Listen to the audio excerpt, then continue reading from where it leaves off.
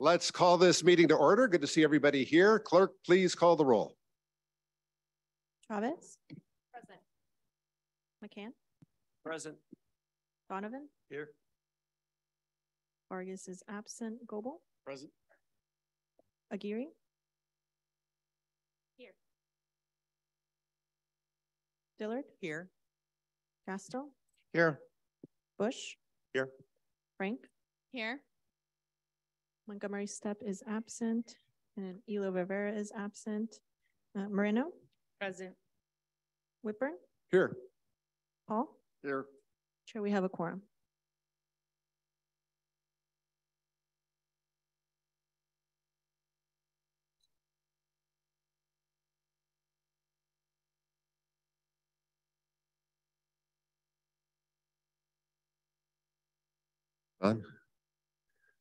Well, let us start this morning by honoring a remarkable MTS bus driver on a lifetime of service to our community. Ladies and gentlemen, we are recognizing Mr. Juan Hidalgo's 50 years of service, and we are celebrating his retirement. Thank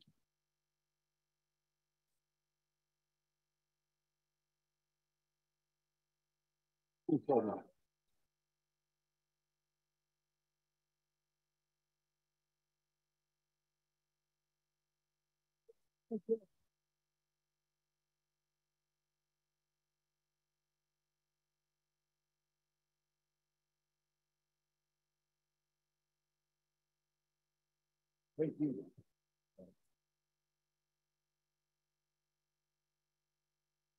Over the past 50 years, MTS has grown significantly and changed significantly over the past 50 years. We've added more service, we've enhanced many of our bus routes, and we've improved the types of fuel that our buses use. We've progressed from diesel and then to compressed natural gas, and now to fully electric models to reduce tailpipe emissions even further.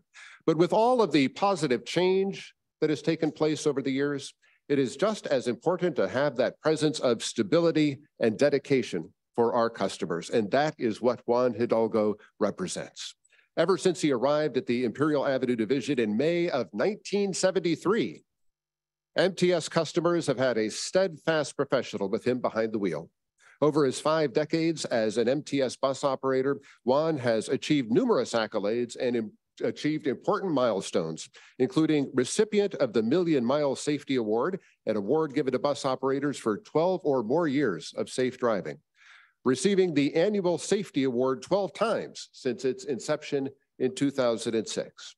And he logged an incredible 1.2 million miles behind the wheel over his 50 years.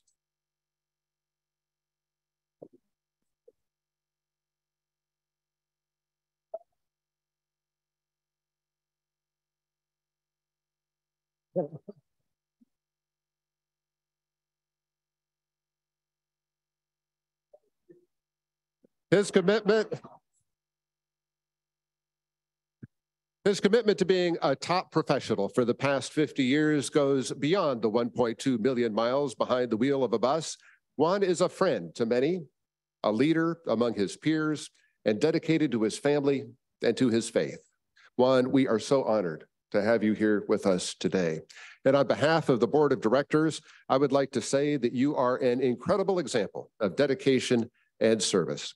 Thank you for your 50 years of exemplary service, and we also thank you for having your family present here today. It is such a delight to have the entire Hidalgo family here with us today, and we thank and honor them for their support of you throughout your career.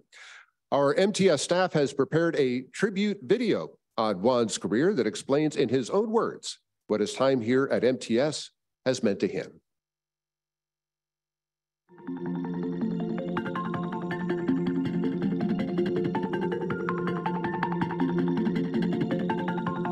My name is Juan Hidalgo.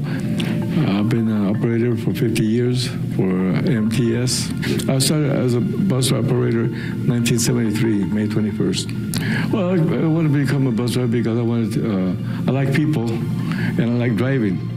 So that got me interested in becoming a bus driver. When I first came here, I was nervous. I mean, actually, I'm thinking to myself, what am I doing behind this wheel of this big bus? I mean, as time went on, I was able to cope with it, and I'm still here. What I like the most about the job is that I like people. I like serving people. I like working with people. And I think I've become a better person. I met my wife on a bus, and I met her on a bus, and we got married, and here we are. She's been through a lot with me, being a bus driver. It's a challenge out there every day. I mean, it's not like what it used to be 20 years ago. There's a lot more people out there, a lot more cars out there you got to deal with. But if you know the system and you're ready for it, hey, the challenge, hey, you can do it. But the main thing that really helped me, the good Lord. Before I leave the lot, I pray, the Lord be with me and give me wisdom, knowledge, what to expect out there every day. And after that, hey, it's smooth going down the road. I think I'm going to retire at a good time before the robot gets there. Robot. Oh. I enjoy working with people. That's why I'm still here, because I still have that feeling within me that I enjoy it. I just like to thank San Diego Transit, which is now MTS, for giving me this opportunity to be a bus driver, and for giving me this opportunity to still be here at this time.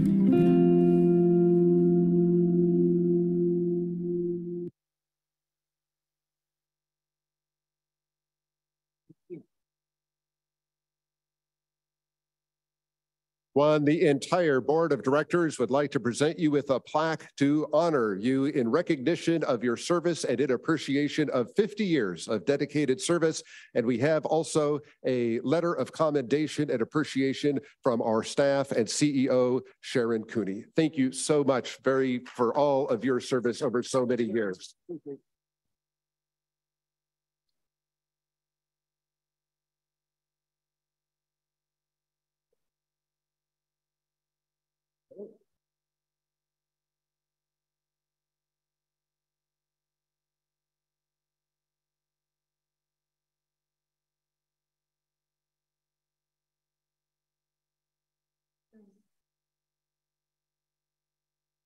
And now I would like to invite your family and the entire board to join us here in the well, and we'll take a group photo. Very good. Okay.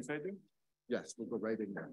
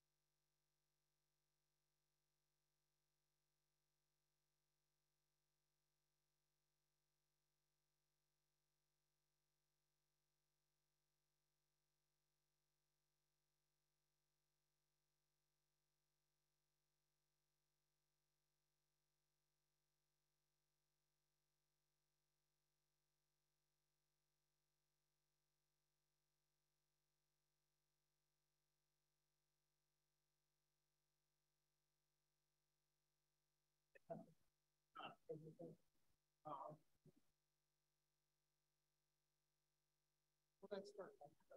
okay.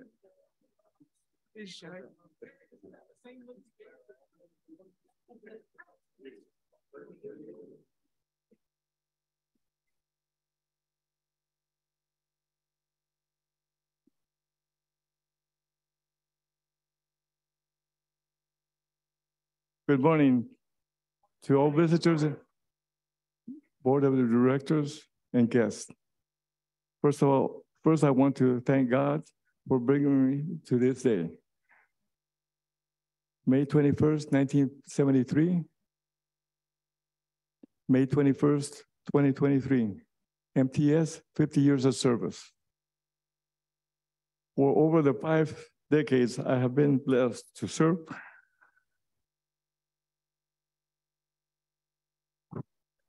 wonderful people of San Diego.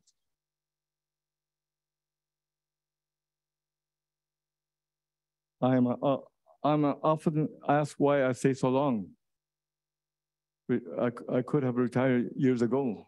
I stayed because I love to serve people. Yes, in the past decade, there has been good days and bad days, but the good days have far outweighed the bad days. The good days for the great people of San Diego are why I have stayed and why the Lord willing, I will continue to serve. God bless you, and thank you for your honor me today.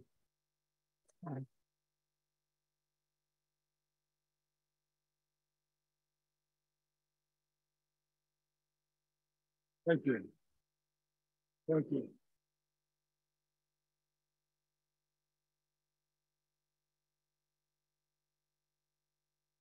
Thank you all. Congratulations. Thank you. Board of Directors.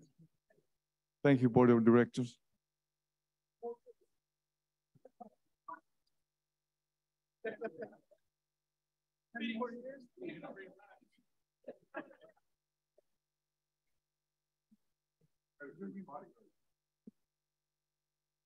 Thank you very much, Juan, and thank you again to the family for being here. So good to have you with us, and congratulations. All right, well, let's proceed with our board meeting this morning, and we are going to begin with non-agenda public comment. Let me ask the clerk how many folks we have lined up for public comment. We have 3. All right, please proceed. Shane Harris, please make your way to the podium. Yeah.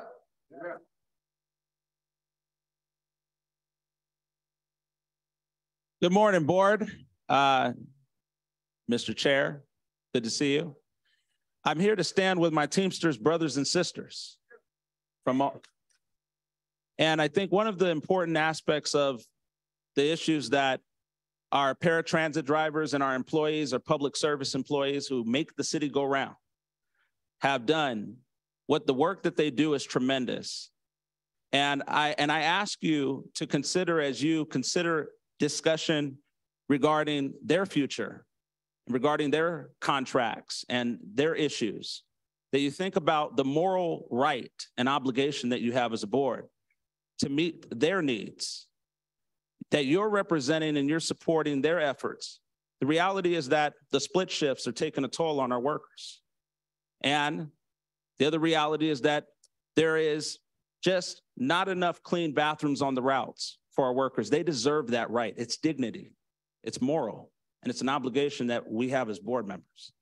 So today I call on you to meet the obligations and the needs of our workforce and not the needs of TransDev, a multi-billion-dollar company that has the resources, if they wanted to dish out the resources for these workers.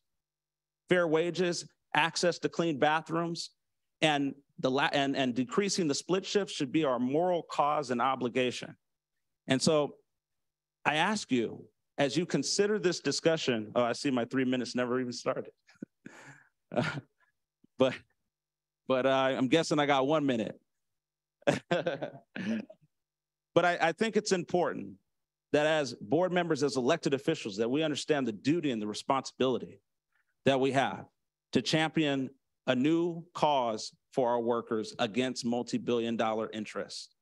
So today I ask you, as you consider the $1 million settlement with Transdev, don't take that route. Take the route of ensuring that Transdev meets the requirements and the needs of our workforce, not trying to meet the needs of Transdev, a multi-billion-dollar company. So, Mr. Chair, I ask you to step up for our workers. I know that you care about them, but we know that this moment requires a moral compass to understand the duty and responsibility we have to our workforce. And as the president of the People's Association of Justice Advocates, the current role that I'm in, I stand in solidarity with them. Thank you.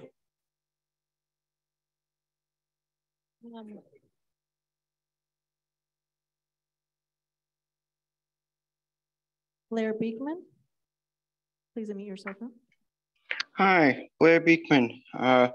This is my first SDMTS public meeting. Hello to everyone.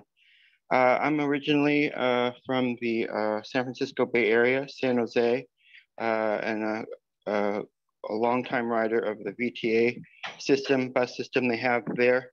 I participate in their public meeting process. And it's been quite a roller coaster up and down few years for the VTA. And they've been having some serious morale issues. There was a mass shooting a few years ago that's been really hard to work out of, and we've been trying our best. And it really brings up questions of morale. And we've been trying ways to build up morale a lot as a service and in this era of COVID-19. So I understand kind of the situation that SDMTS is in right now. Good luck on how you're going to talk about this item at item 19 today. It's my feeling that the split worker process, split hour process that Transdev had created may have some initial good intentions, but it sounds like something's gone out of whack and something's really disorganized in the way Transdev is working overall. That is my sincere hope that I see a great potential in how SDMTS can provide service to customers in the future, to riders. There's something awesome there that is way larger than what the VTA in San Jose can offer. I want to figure out how we can do that well, and that means making drivers happy and so that they want to come to work every day. You have a system in place that drivers do not want to come to work, and it's built in that way. How do we get out of that system? You have to really address Transdev. I hope item 19 will do that today. Good luck in morale issues and really serving the drivers in their needs and what they want. When you do that, then that creates a good system and good customer ridership issues better develop. And that's the key here. Those are the two important fundamental keys that I hope you're considering in how to address this issue. Thank you. The original DRA, please unmute yourself now.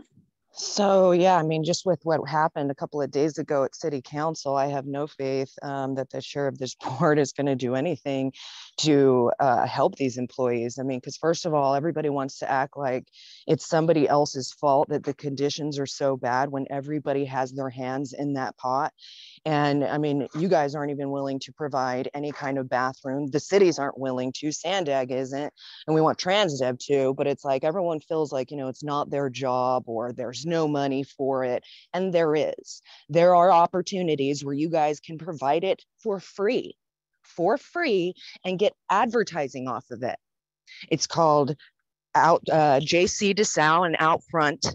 And they're a company that gives you furniture. The city gets it for free and they put advertising on it and you get money for it. So it's not like it's impossible to provide a conducive environment like a bathroom for people, but it seems to be impossible with these entities that throw around millions and millions of dollars on even transit that nobody rides, but you won't even make it so that these people have an environment where they can want to work there or where people even want to ride the transit. And it's because it's out of everyone's hands, right? No, it's in all of your hands. You could get it for free. LA does it. And these people actually maintain and manage this. You don't even have to have somebody there to do it. So, I mean, it's pretty ridiculous that we have to continue to talk about this. And then we have companies that you contract with that are literally zip tying the bathrooms. So, and you guys, what are we going to do? Everyone acts like they can't do anything. You need to protect these workers because you just basically screwed the city with your last decision on this whole city council thing and criminalizing the homelessness. Oh, well, you're saying like, oh yeah, Stephen, you say, you want to know why these people aren't here from these encampments? Because they're dead. Who the hell says that? That is pure evil coming from your mouth. None of them are there because none of them probably knew about it. And yeah, some of them died, but the way that you use people and talk about them in such nefarious ways, there is no hope that you're going to do anything for these people. And that is so sad because then you're using this man that came in, and thank God he's been working for a company like that for 50 years. But I feel like you're such a careless and like horrible person that you don't even know what that means to like care about a job like that and do something for people. Like, I give props to that man, but for you to sit there, like, you talk like a game show host, you're so phony and so fake. You need to do something for the people or get the hell out of here because you're ruining everything. You're filled with pure evil. You need prayer and Jesus. He's the only. Your time has expired. That concludes public comment, Chair. Thank you very much, Clerk.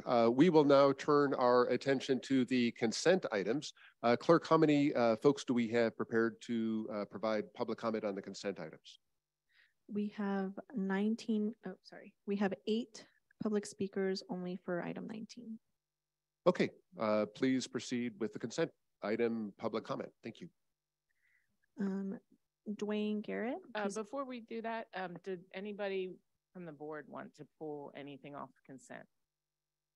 Yes, I'd like to pull item number 19.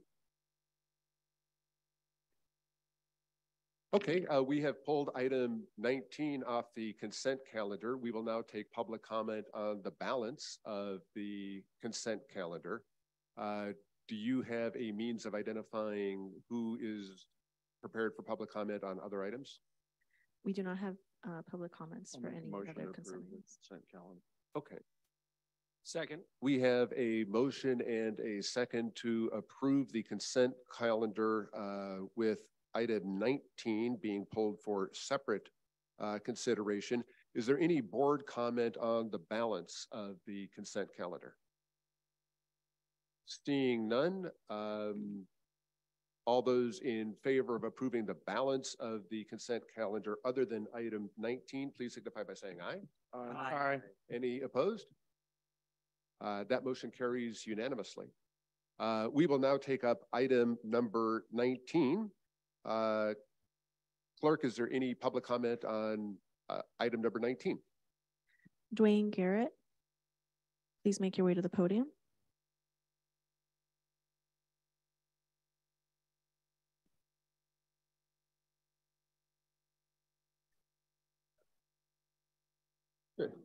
Well, good morning, board. Good morning to everyone. Yes, my name is Dwayne Garrett. I'm the president of Teamsters Local 542 here in San Diego County. We represent nearly 10,000 members throughout San Diego County, Imperial Valley, and some members out in Yuma, Arizona. I'm here this morning in support of our members over at Copley Park, the TransDev members there. As many of you know, they have been on strike now for, I think today's what, day 25 or more. That means for 25 days, they've been outside marching out there in front of the MTS building with hopes that TransDev would come to the table to bargain in good faith. With that said, we hope that TransDev would take the time to hear their employees, our members' concerns. Instead, they have actively decided to drag their feet and ignore our members' requests for respect. Our members service over 800 people with disabilities and the only facility in San Diego County that have paratransit. These services are a necessity, so we urge that MTS hold TransDev accountable and encourage them to begin to bargain in good faith so that our members, their employees, can get back to servicing the community. Our members are counting on you. Thank you very much. Christopher Moreno, please make your way to the podium. Christopher Moreno.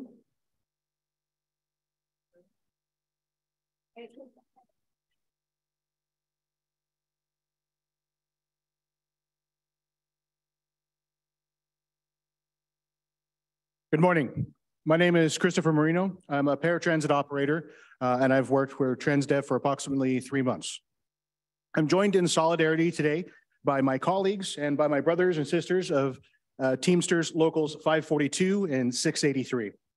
We're here today to take a stand and to say enough is enough. Let's get this city moving.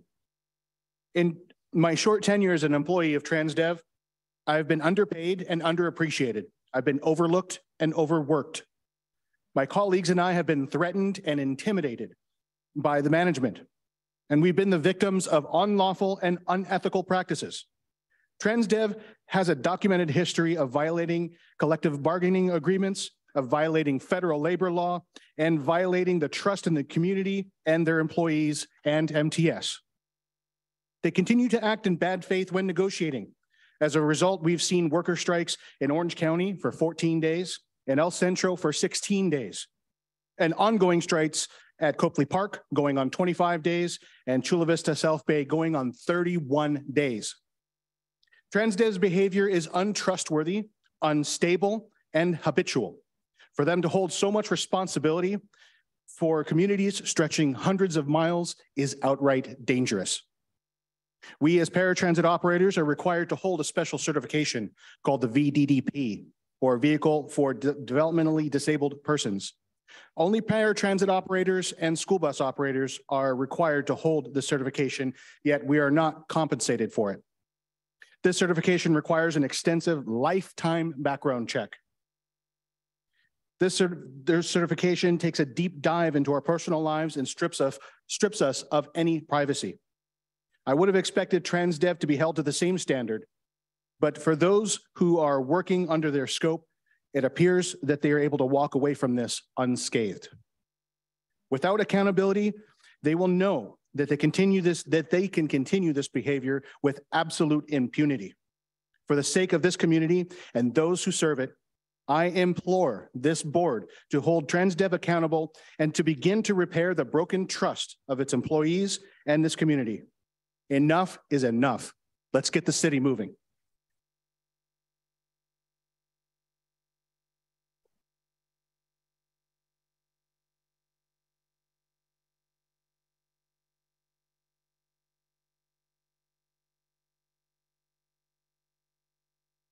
Gabby Vasquez, please make your way to the podium.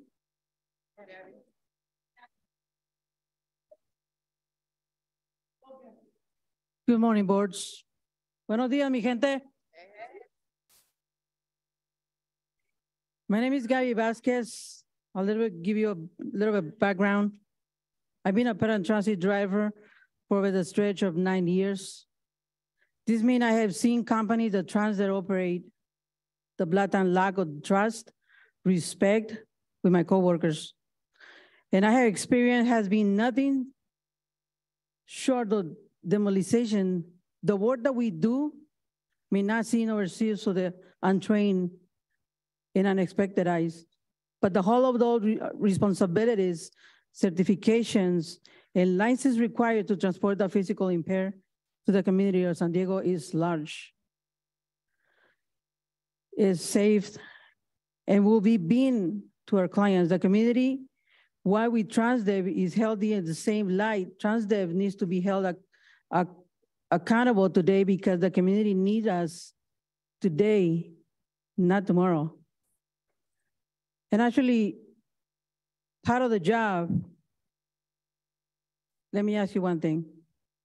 You don't need to answer, but that's actually what we do. If you have your parents, your mom, your dad, probably your son on a wheelchair or disabled, will you trust them with a different transportation? You don't know if there's been certified accordingly, and we do. Thank you.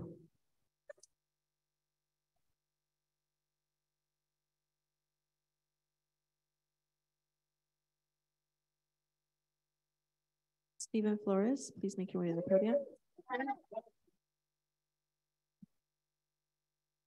Good morning, everybody. My name is Steve Flores. I've been a paratransit operator for 11 years and a shop steward for 2 years. My initial thought was to come up here and explain to you the hardships that me and my coworkers have been facing for an extended period of time with TransDev, but most of you are already aware. So instead, I'll read a short statement written by one of our clients and a San Diego community member by the name of Irene. My name is Irene, and I've been a client of the paratransit share ride service, MTS Access, since the latter part of 2019. I wish I could be with you all today, addressing you in person, as I understand the importance of this process. However, I trust that these words are in good hands by whoever decides to read them out loud. I plead to those in attendance today, those of you who have the power to make a decision, to understand that the people MTS Access paratransit drivers provide service to are people with illnesses, physical and/or cognitive limitations, and are in dire need of this service to continue as soon as possible. Having a form of transportation that services the needs of people who are dependent on power chairs, walkers, or wheelchairs is essential. MTS drivers are essential workers. For many, this is our only form of affordable and accessible transportation. It is our sense of normalcy, a reality MTS Access paratransit drivers are greatly aware of. I stand in solidarity with the drivers as they too have had to make sacrifices during this work stoppage.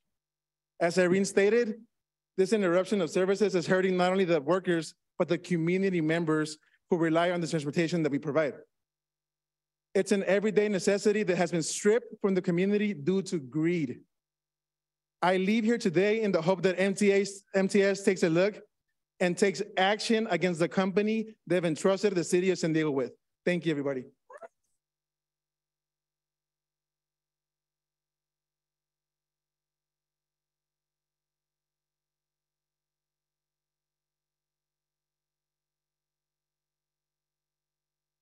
Jose Puga, please make your way to the podium.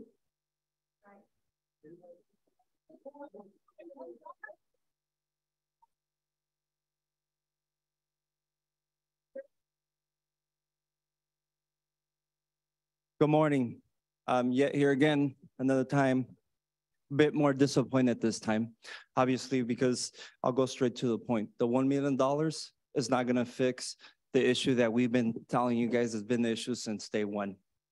Even we had negotiations yesterday, and just to understand, we were presented with an offer that it's not, we don't like it, but we're pushed into this situation because you guys have ignored us before the strike. Mr. Stephen Whipper and I sat with you before the strike, and you promised me that when you promised us that when you took over, you were going to be part of the remedy. Yet you were part of the strategy that TransDev uses in labor agreement negotiations to extend and, our strike to put us out there to dry, to make sure that we go so far where our medical is gone.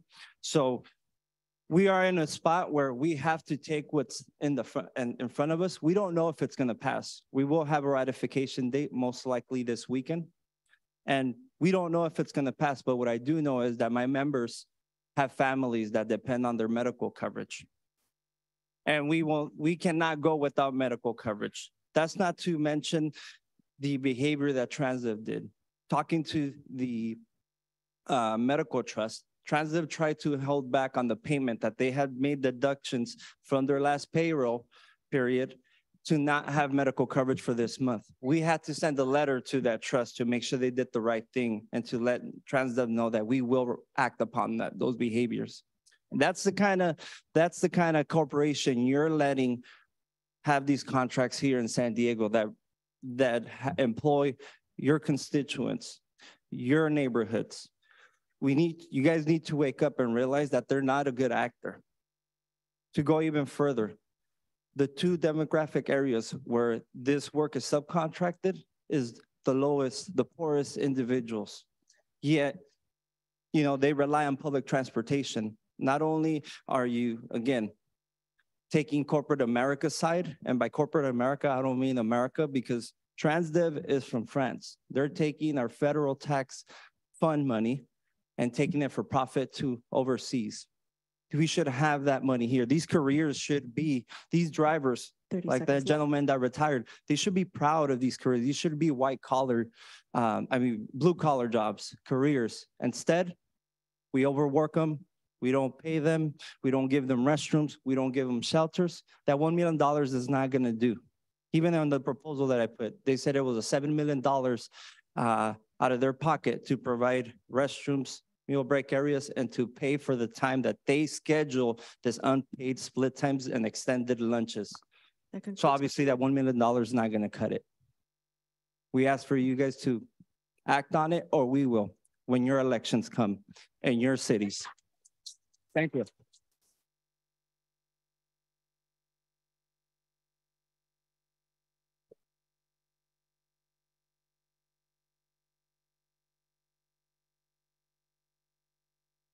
Nicholas Lambury, please make your way to the podium.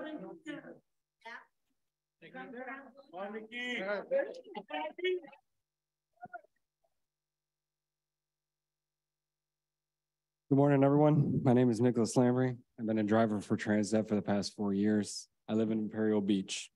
Today, I would like to discuss the important topic that affects every one of my employees. It is about how offering money does not fix splits, clean, safe bathrooms, and meal break areas. The issue of our work environment, safety, health, and comfort is not a new one. It is something that has been discussed for years, and yet some companies continue to neglect the primary needs of their employees. Many employees work long hours without adequate break or clean, healthy workspaces, and this can take a significant toll on their mental and physical health. For instance, one of the issues is the lack of clean and safe bathrooms and meal break areas. Employees need these facilities to be able to rejuvenate during the work hours and maintain proper hygiene. However, some companies overlook this aspect of their employees' needs, leading to unhygienic and uncomfortable conditions. Another issue is splits, where employees are required to work split shifts. This can be a challenging task, particularly for those with families and other commitments. Employee working split shifts have limited time between shifts, and this can be detrimental to their health and well-being.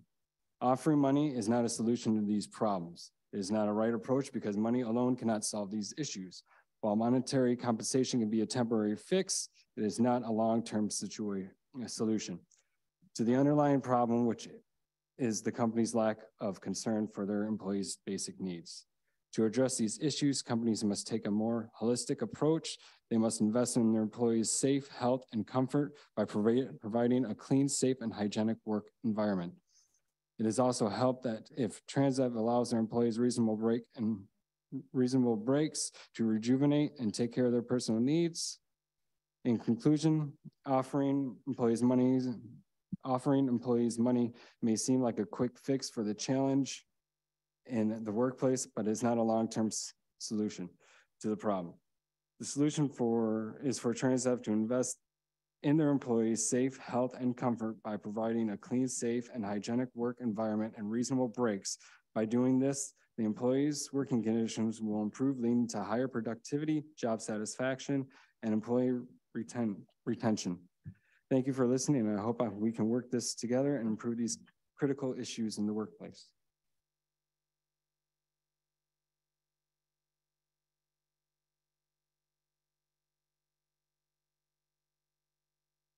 Charles Flint, please make your way to the podium.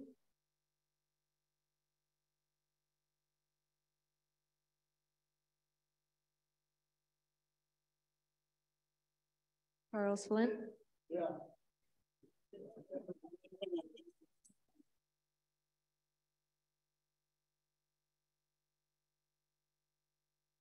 Good morning, everybody. Thank you. Okay, what a lot of people here don't realize is the 1309 is standing with the Teamsters. All right, our contract is coming up. Since day one, Transdev has underpaid and overworked all of its employees, all of us. With East County being underpaid the most, with the highest health insurance and cost. This sticker right here says MTS. The 1309 pays $200 a month for family health insurance. I have to pay $950 to put my wife on there. How can MTS not know this? We all want to be under the same umbrella, South Bay, East County, and paratransit. Every operator has a patch on his shirt that says MTS. Why don't you guys act like it? Because you're not. That is so far from the truth. I've worked 6 days a week for 4.5 years to make ends meet. I'm not the only one. One of my friends has worked 6 years at 6 days a week. All right. Yeah, there you go. There you go. Much is expected of us. Be on time, be safe, be kind. We want an honest day wages for an honest day pay or work. You know what I mean? We can't get that with TransDev. We can't take it anymore. Please do the right thing. You know, we are under your umbrella, supposedly. Act like it. You know, we love our jobs. Do we love our jobs? And you're keeping us from that. Man, we demand respect. I ain't asking no more.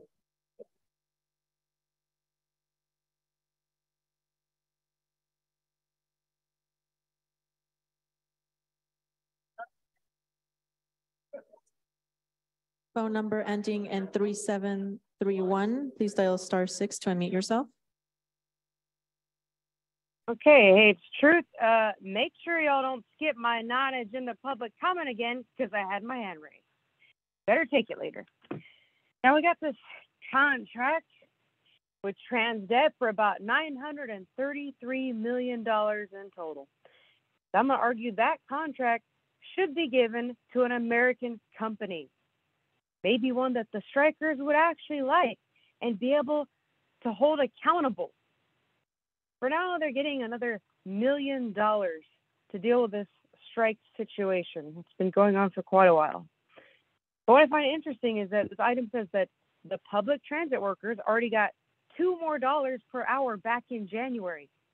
So I'm not so sure about anyone needing more money a few months later. $2 more is an incredible amount for a business to suddenly increase in one shot. However, that's not to say that better conditions aren't needed. I don't know. I'm not a worker. But I also don't trust politicized unions, of which pretty much all of them have become over the last couple of decades. They use their people to get whatever they want. Not saying that's necessarily the case with the people that spoke before me. Just saying that's often the case. End up being pawns for whatever the union wants. But as I've said before, the information that's important is about TransDev, the French company that hires the drivers, the go-between. They are the owner of the Deposits and Consignment Fund in France, owned by the French government, who uses their citizens' money, their tax money, through the high social taxes to make investments into more citizen control management, such as self-driving cars, a national register of greenhouse gas emission quotas, the European Carbon Fund, as well as lucrative investments all over the world. It's literally called the investment arm of the French government. And as you can hear, self-driving cars, they're not going to have bus drivers in France. And the greenhouse gas emissions, they're not going to even have cars. I guess they're already on that path as it is. Hence the carbon fund as well. So yes, unfortunately, the people that have the problem with TransDev, you can see you're not getting any action here because you actually have to go to France to redress your grievances. Pretty messed up. You see, we've had traders all over this country selling out control of our transit service to a foreign government. Because if you look at a TransDev, you're going to see, I believe it's about 23 other cities that are also contracted with them. The same thing left. Everywhere. So yeah, that's going to end my comment. Thank you. Derek Brun, please make your way to the podium.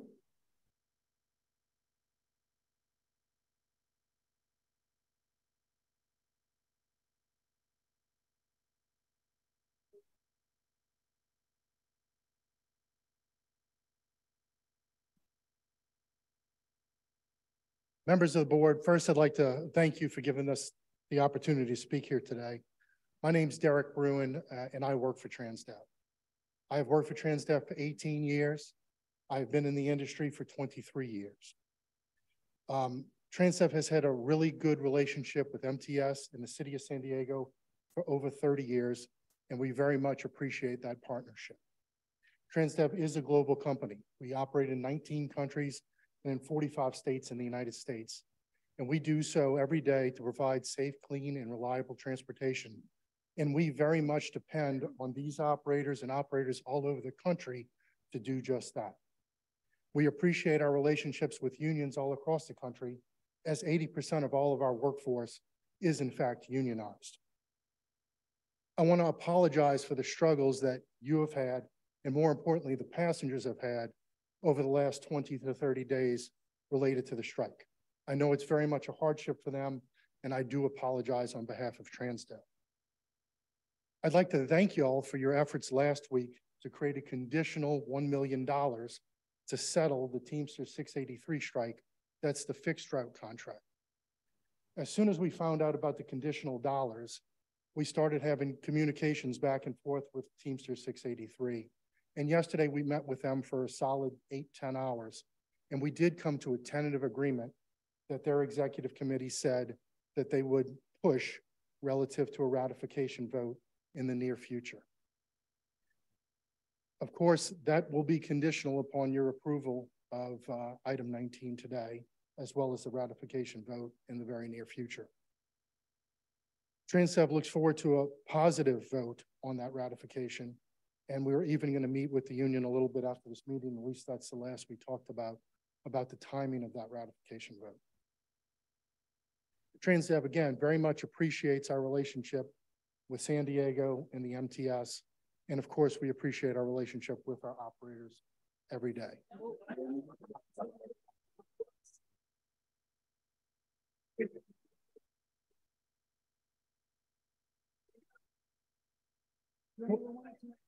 23 years ago, I started as an operator in this industry.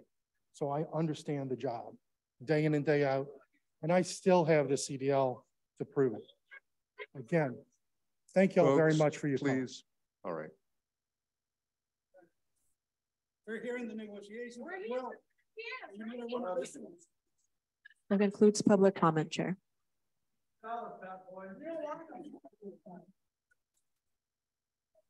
You know, excuse me, members of the public, hey, you guys have a right to come here and speak, but I ask that you guys please be respectful here. So we need to be respectful of each other. I know it's heated, but please, no insults.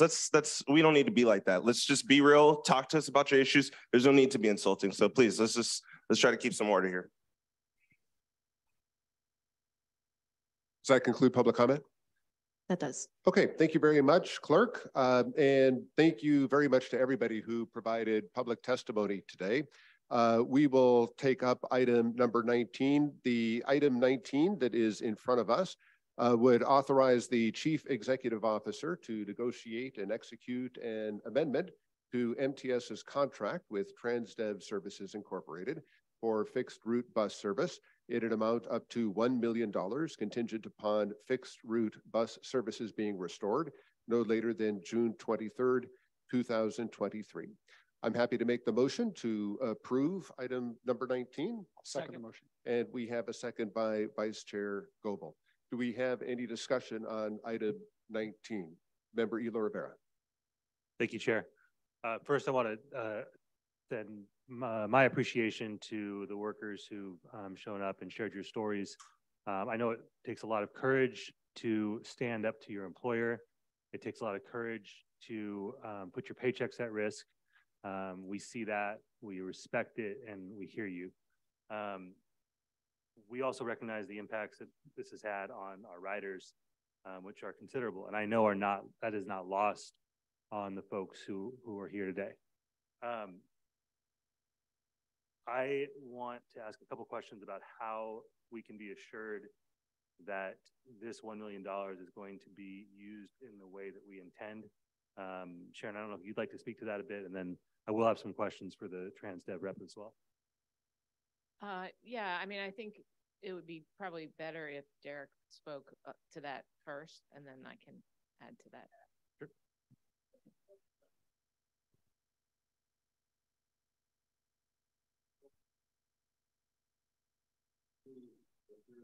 Um, so we sent out a letter originally to the Teamster 683, providing some options as how the $1 million could be spent. It could be a ratification bonus.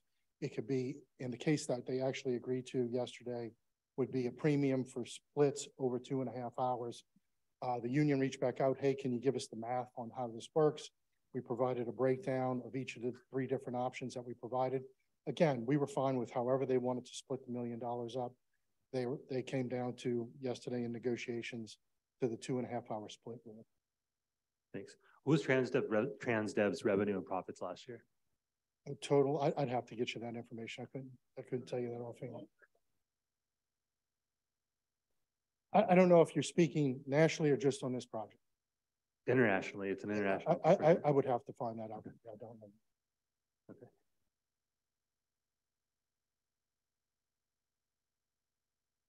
So from conversations with the workers that I've spoken to, from the testimony we've heard, there's also a lot that is not related to a paycheck.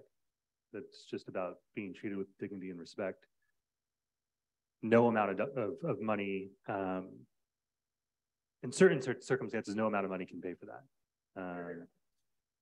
So can you talk to us about how beyond the $1 million that MTS will be utilizing to support TransDev's efforts here, TransDev is going to be aiming to do better in terms of making sure that the workers who, as has been mentioned, are working under the umbrella of MTS will know that they are seen as respected members of the MTS community of employees of TransDev, and can show up knowing that they will be treated with the dignity that they offer the riders who they get to and from places safely on a day-to-day basis.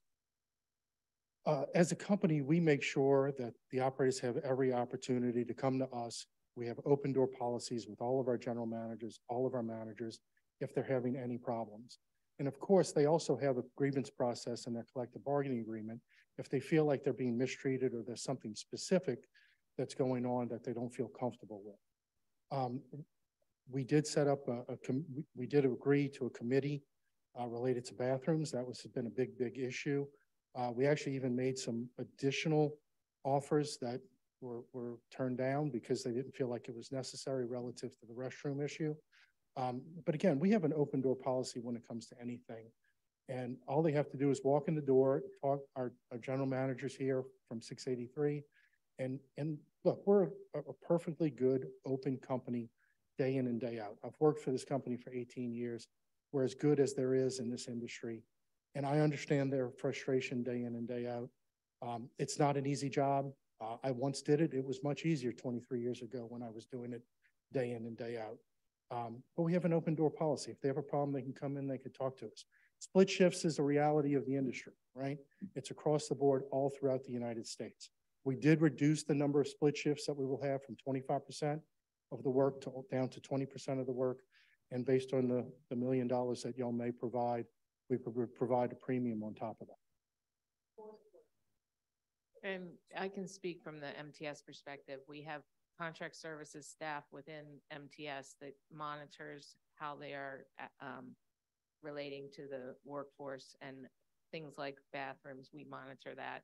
A lot of the bathrooms are in shared facilities with our own drivers, and we have staff here that does monitor compliance with our contracts. Sure.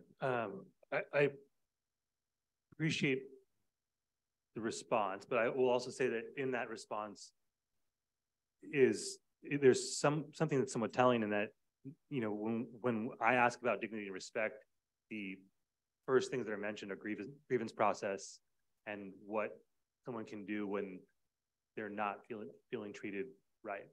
And I think we would all agree that in the ideal circumstances, folks are feeling treated and respected in such a way that does not force them to utilize a grievance process. That on a day-to-day basis, TransDev is doing what it needs to do to make sure that the folks who work there feel like they're being treated with dignity and respect.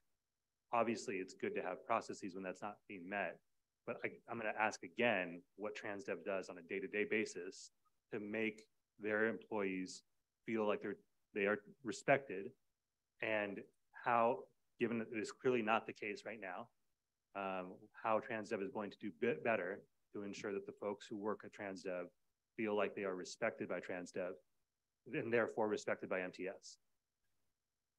As I sit here, one of the things that I'm contemplating is what we should potentially do is break up the workforce amongst each different type of supervisor. So we have X number of supervisors, break the group of total operators, it could be mechanics, it could be utility workers, into different groups so they have a direct communication, almost like a mentorship program, that if they do have issues or just general conversations where they can get together with the employees. Obviously, it's a large workforce, so obviously the GM can't have constant contact with, just in this project, 461 operators, but we can create that sort of silo of relationships amongst the supervisors. Maybe they'll feel like they have more direct contact with the company, and they don't feel like they're an arm's length away that they may be feeling at this point. Okay. The last thing I'll say here is the culture is super important, and creating a culture where folks show up to work and feel like they're valued, like their work is respected, is really important. I'm not interested in being on a board of an organization that contracts with a multi-billion-dollar international corporation that can't provide folks with a feeling of dignity and respect when they show up in the morning.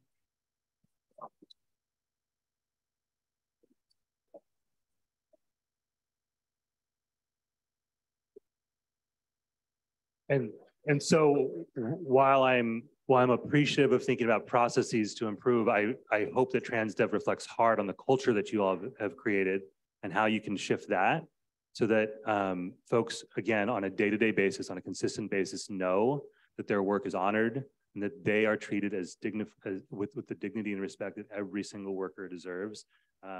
It's going to take a lot of convincing of me to believe, for me to believe that TransDev is a company that MTS should do business with in the future. All right, everybody, I would respectfully ask that we allow the board members to speak. Everybody's had an opportunity to speak, and in the interest of moving the meeting along and getting to a vote and getting to the other items that are on our agenda today, I know one of the themes of this meeting is that everybody deserves respect.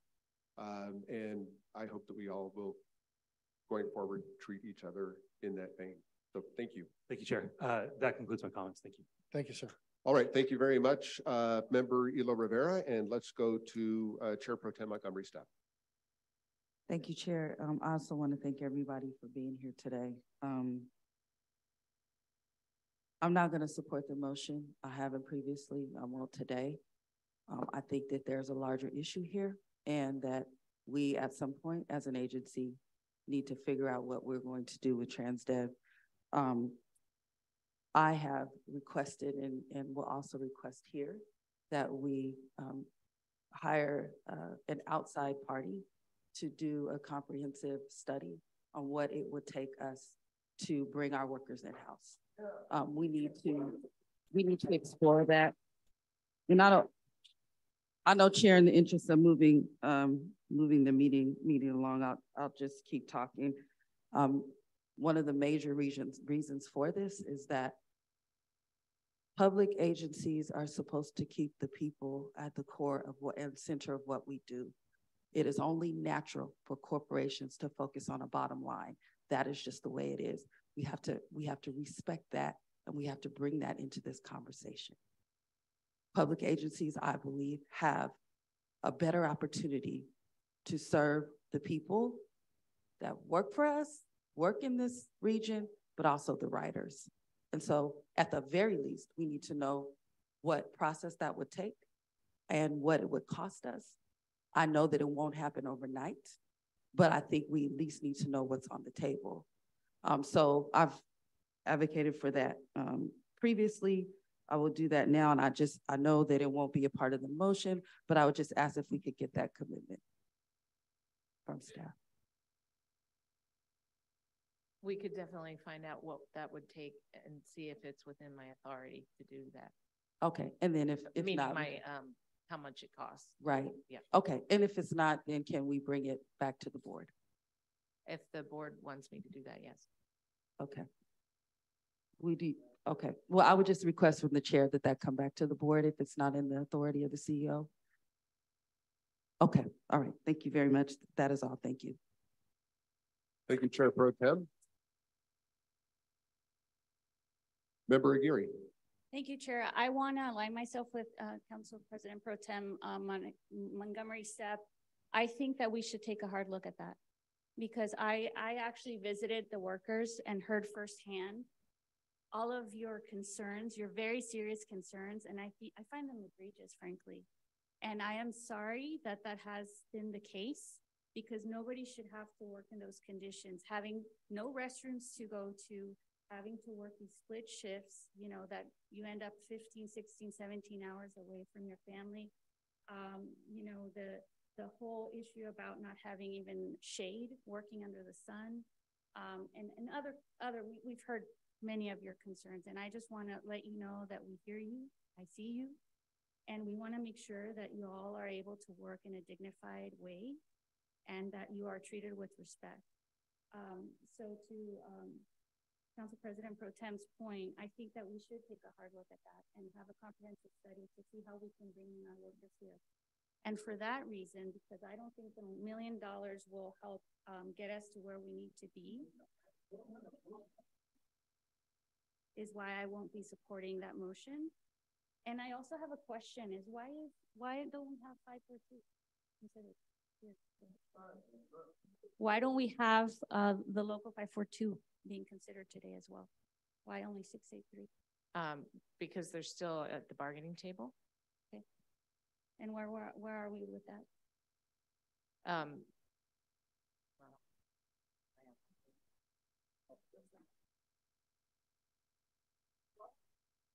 I was just checking to see if it was a Brown Act issue since this wasn't agendized. But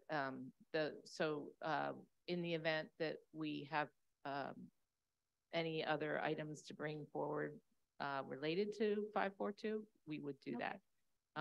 But that would be separate from today. Today relates only to 683. Okay, sounds good. Well, that concludes my remarks. Thank you. All right, Member Dillard. Thank you, Chair. Again, thank you, as we all are thankful for everyone that's come out today and shared your sentiments. We certainly appreciate that information. I do have one more question in regards to the contract that was preliminarily negotiated, and that is, you know, I had been hearing about the split shifts, and I understand, I want to make sure I understand from TransDev that the split shifts in the initial contract that you've come to an agreement on is gone from 5 hours to 2.5 hours. Is that correct? No, the split shifts won't be any greater than 4 hours. And there'll be a premium paid on anything greater than 2.5 hours. Okay. And, but they still have up to 4 hours that they have to sit and do nothing. Again, it's their time. They could do whatever they'd like. Okay. So the next question that I have is that my understanding is that in addition to the split shift, that these same workers are required to or forced to work a 6th day. Is that correct? We do inverse operators because of the shortage of total operators. Yes, ma'am. Okay, so then I just want to make sure that I'm clear that a driver would have to work up to 4 hours in addition to their 8 hours. Again, that 4 hours is their time. Yeah, except for that it's interrupted to the extent that if you have that many hours out in the day, and then in addition to that, being forced to work a 6th day, then would that be a recommendation that you would make to any of your children or your family members? Would that be something that you would be willing? I would simply say that when I started in this industry, I worked split shifts. I was not inversed on a 6-day. It is not something I care for. We did agree to pay double time for anybody that's inversed. Again, it's a difficult situation because we could not inverse, but if we don't inverse, then there will be some work that goes undone, and then the passengers wouldn't get picked up. Is there any opportunity that you can, at a minimum, reduce the 6-day by actually reducing the incredible amount of turnover that we've seen as far as the facts that have come in so far? There's a high turnover, which means that you have very unhappy workers at this point, I would venture to say. And if that's the case, that means millions of dollars lost to MTS. And why can't we just take that money that we're losing right now and hire more people? Would that be a consideration? Undoubtedly, the increase of $2 that y'all provided us in December for the operators has vastly improved the retention of the operators themselves and improved our hiring. And so we are doing much better in moving the ball to the total number of operators that we would need to inverse fewer and fewer and fewer. And where is that ball? What do we have? Where do we need to be, and where are we now? I believe the total number of operators that we would need to be at full capacity would be 465. Prior to the strike, we were at 408 active. There's a total of 461 operators. Of that, 408 of them are actually active operators. We would need to get to a total of 465 active operators. And again, we were making good strides. We had 35 in training at South Bay, another 17 in training at El Cajon. So we were making good movement up until the strike. And what would you say are the losses of the turnover that you're experiencing? Just a ballpark would help. The average training cost us, I want to say, $3,000–4,000. So each time that we per employee.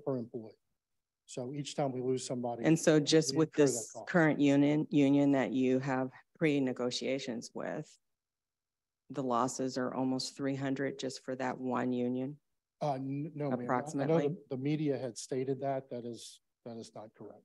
In the last year, we have lost just over 100 total people.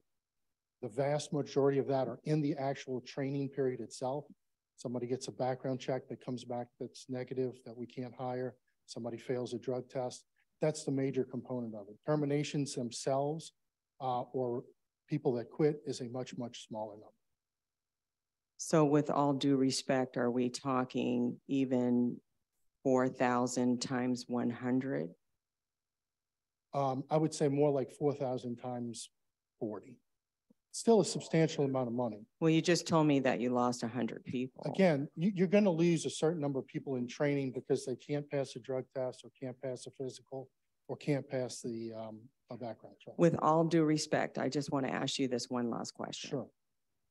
With the amount of turnover that you're experiencing, do you find it alarming that if it continues to go up, that it isn't a reflection on the employees, that it may be in a reflection on the treatment by TransDev in some way? I appreciate your comments. At the end of the day, a lot of the retention has to do with dollars and cents. You're absolutely correct. You know, we bid these projects every X number of years, and there's a certain number of dollars that we have. We're already taking, having a pretty big struggle, but I do think that we can do better relative to retention, and we will work hard at that as well. And are you doing that now, or are you just now deciding that you should do that? No, ma'am. We're all right, everybody. Folks, every single person who came up to that podium so far in this meeting was treated with the utmost respect. I would respectfully ask you to treat Mr. Brune and give him the respect he deserves as well. Thank you. Please proceed.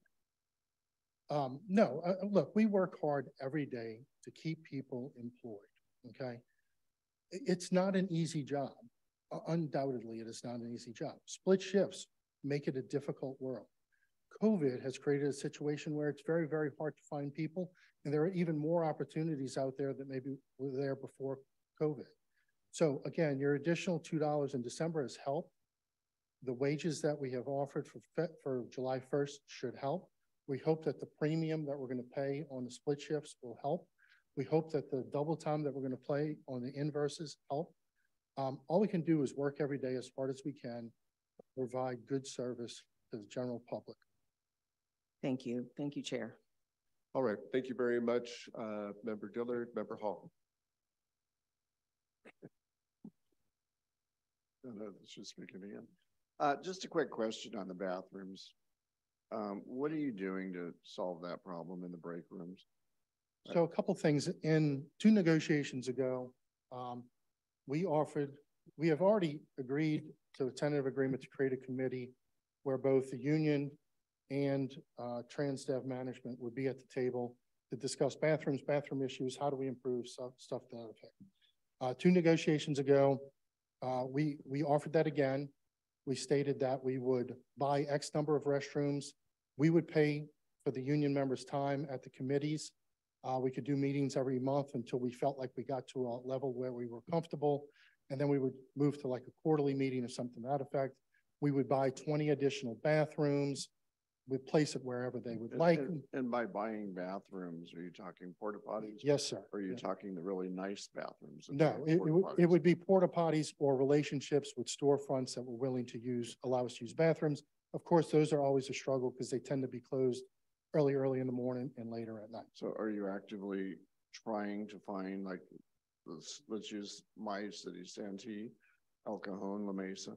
Yes. Are you actually walking into stores and saying, hey, would you be interested in allowing this? Yes, we go to storefronts. We offer to pay them X number of dollars each month in order for them to use the restroom. You're a lot cheaper than a porta potty. And then we did create some agreements in the second to last offer on the manner in which runs would be cut in order that layovers would be at locations that would specifically have the better restroom facilities. Okay. Well, I'm concerned that when this contract gets approved, that you'll stop. And what I would like to see is, when I heard this about the union, I think it's really important right now to just keep it going. And I think seriously, you should just keep these meetings coming. And, if we need to bring a board member in with us to be part of it, I think that might be a good idea too, as a ad hoc committee. So it would be something we need to look at, but we definitely want to keep the whole bathroom, break room, split shift on the table for the future. I understand that it's there, but we do want to obviously settle the strikes for all the unions. We want to deal with it. And what we want now is just to make sure that you're not just stopping. And so I would suggest that we do that ad hoc committee and just let's keep it going and let's solve these problems. It's not going to be easy. I was a route driver. I know. I was out looking for restrooms. And luckily at the end of my route driving career, my house was down the street, so that was helpful. But there's times where I was down on Imperial Avenue or down at Market Street, and it's hard to find a bathroom when you're out in the middle of the mountains. I ran a mountain route, and that's hard too to find them. So we need to keep those things going. The break room, there was none. You keep an ice chest on the side, and you were a driver, so you know what I'm talking about. It's 106 outside, and you have an ice chest full of water. And you're just hoping that ice will last through the 8-hour, 12-hour shift. I hope you have an ice machine there, for a better word, too. So these things are important to drivers. I was I was in that situation, so I know what they're going through. The problem is again, we have to solve this problem, and let's keep it going, and let's make sure we do it correctly. Yes, sir. All right, thank you, Member Hall.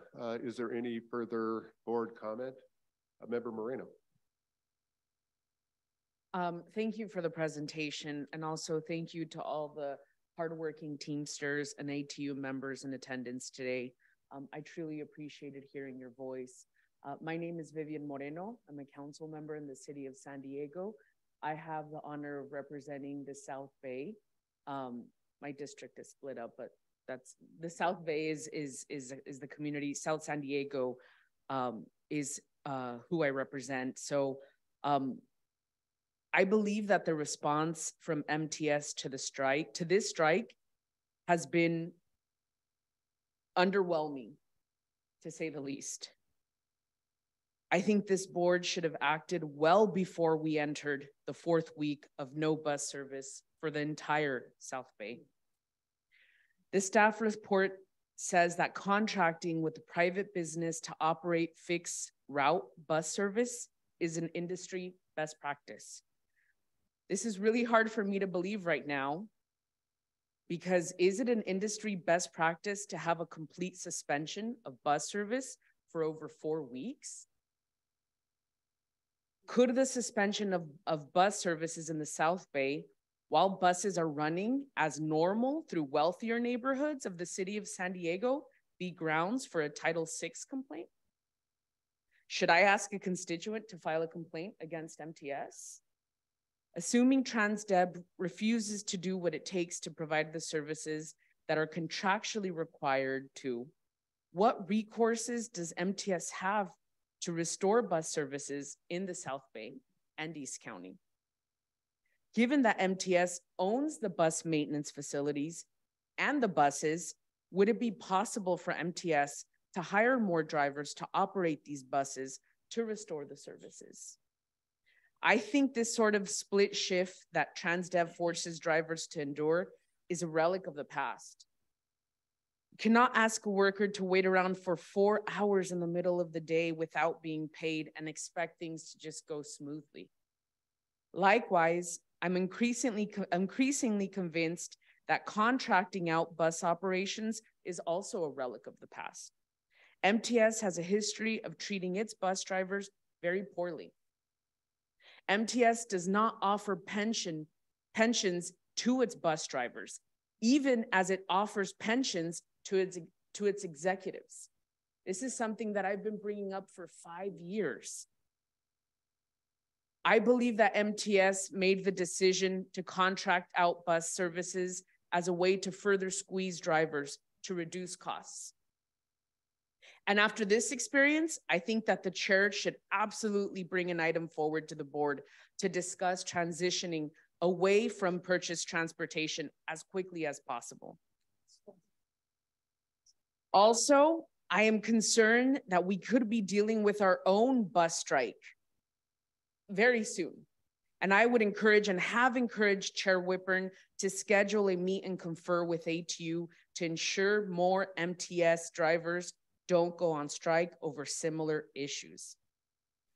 I oppose this motion in closed session, you guys, at our special board meeting closed session. Right now, I can't tell you how I'm gonna vote. Part of me wants to say no. But the other part of me wants the strike to end. I want your families to have health care. Every day the strike goes on, MTS is also suffering a lot of harm to our drivers. We need to start treating this situation with urgency it deserves and stop pretending that this issue doesn't concern us. My constituents are suffering.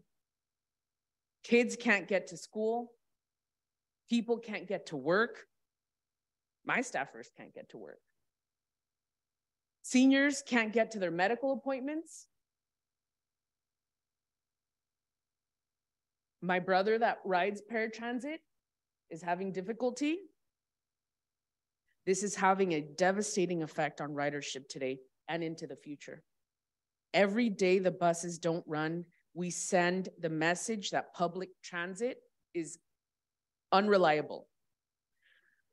We also need to support fair wages and working conditions for everyone who drives or maintains an MTS bus, and was mentioned an MTS tag on their shirt.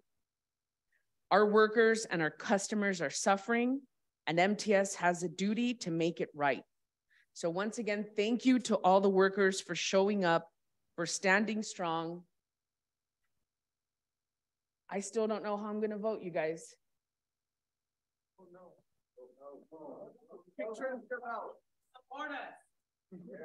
That concludes my comments. Okay, thank you very much, Board Member Moreno.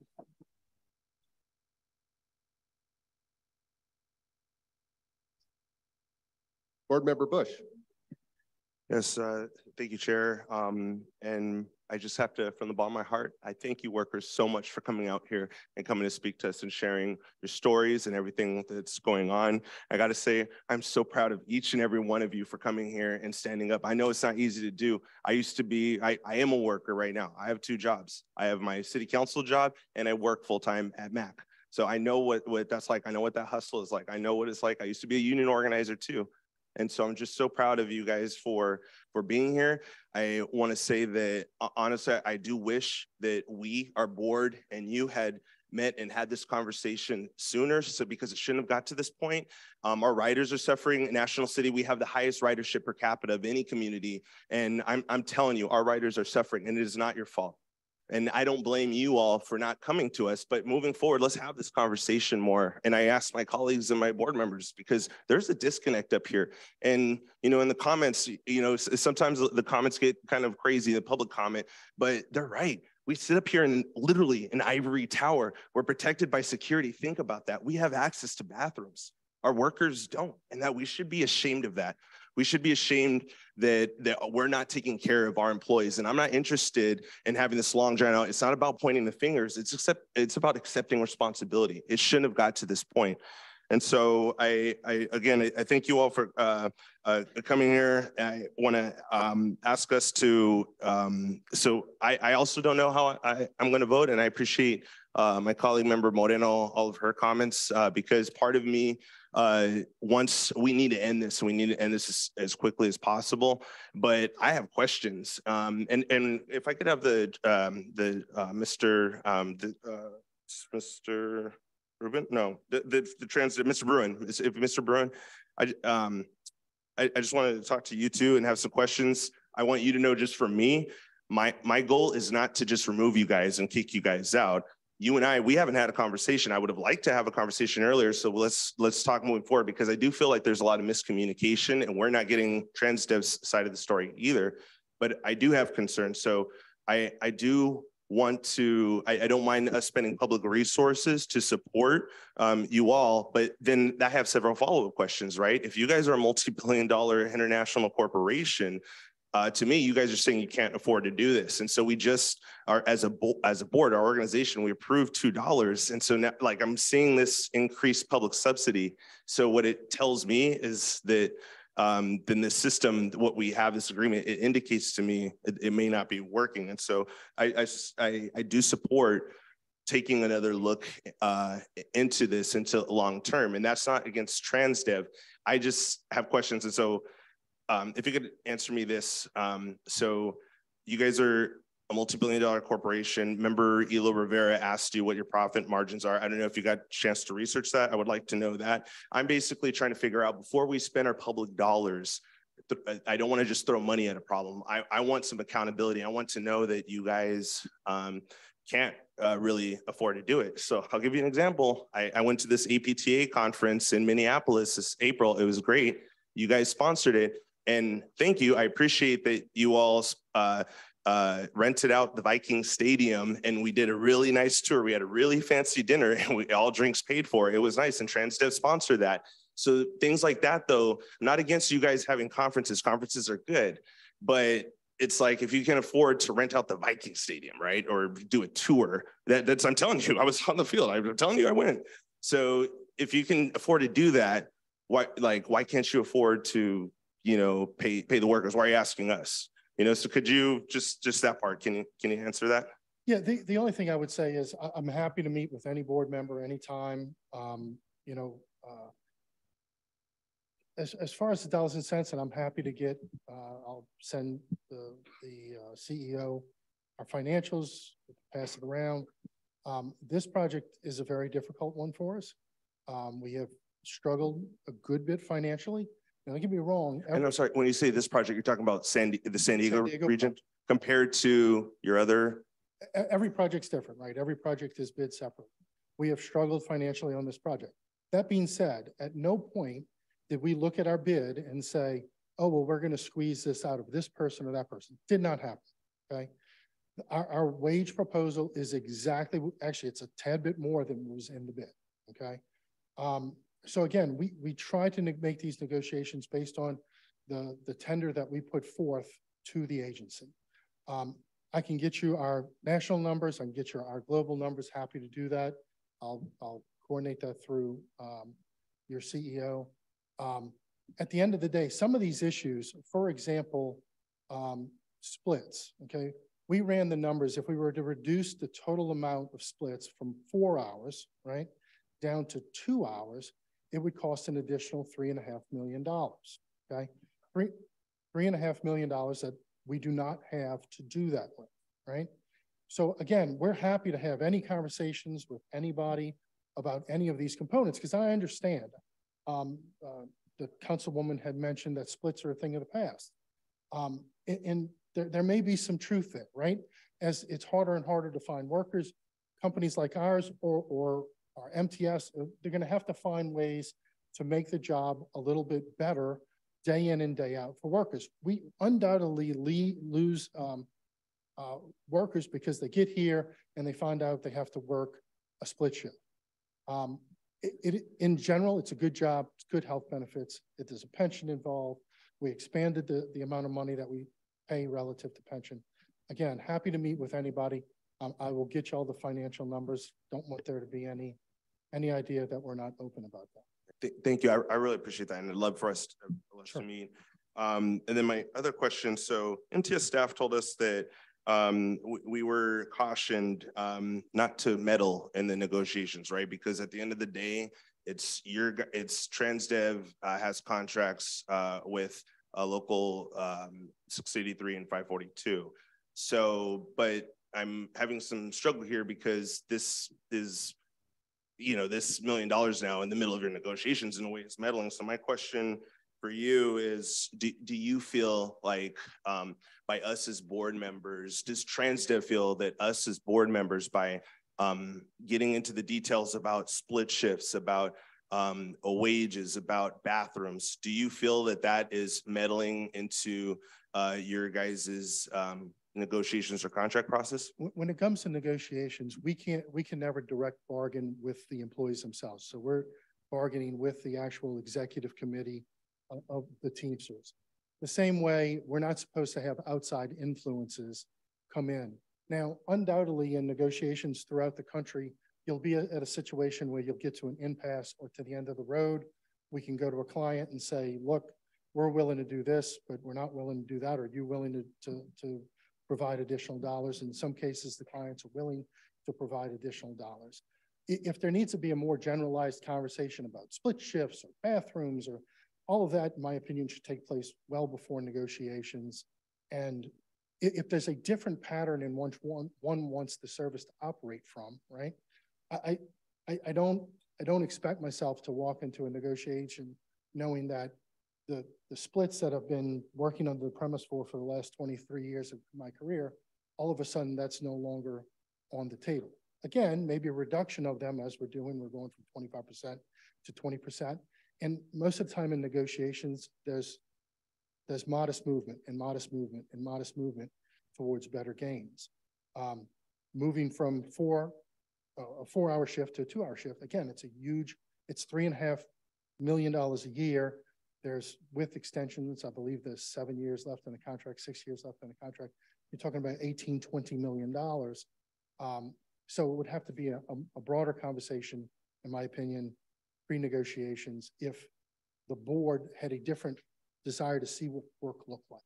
Okay, I appreciate that. So it sounds like what you're saying is maybe if we as board members even had communicated directly with the workers in TransDev, maybe we could have came to an agreement sooner.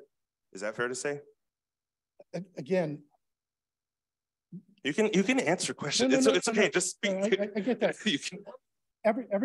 Every relationship with boards are different, right? Sure. Sometimes the boards are very hands-off and they don't want that level of involvement.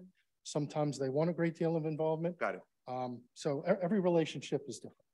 Oh, that's helpful. That's the last question about that, because I just want to hear from you guys. So do you feel that we are meddling right now, that we are being inappropriate, or meddling us as a board right now by having these discussions, by communicating with you about specific worker issues? Do you think we're meddling in your contract? One, I would say I appreciate the $1 million, right? Guys, please, folks, please. It allowed for movement, and we appreciate that. $1 million is not a small thing to talk about, right? Then two, I don't think there's any problem with a board having an opinion on the work that the workers do, right? And at the end of the day, we have split shifts at South Bay. We have split shifts at El Cajon. There are split shifts at MTS. This isn't new, right? So again, you know, we're all people in this room. We all have our opinions. We all have the way we expect, you know, work to be metered out. But again, for the last 23 years, split shifts have been a pretty common practice. Very rarely in negotiations does it come up as a huge topic. Normally it is, hey, we want an extra premium on that extra half an hour, or we want a premium on 30 minutes of additional spread time.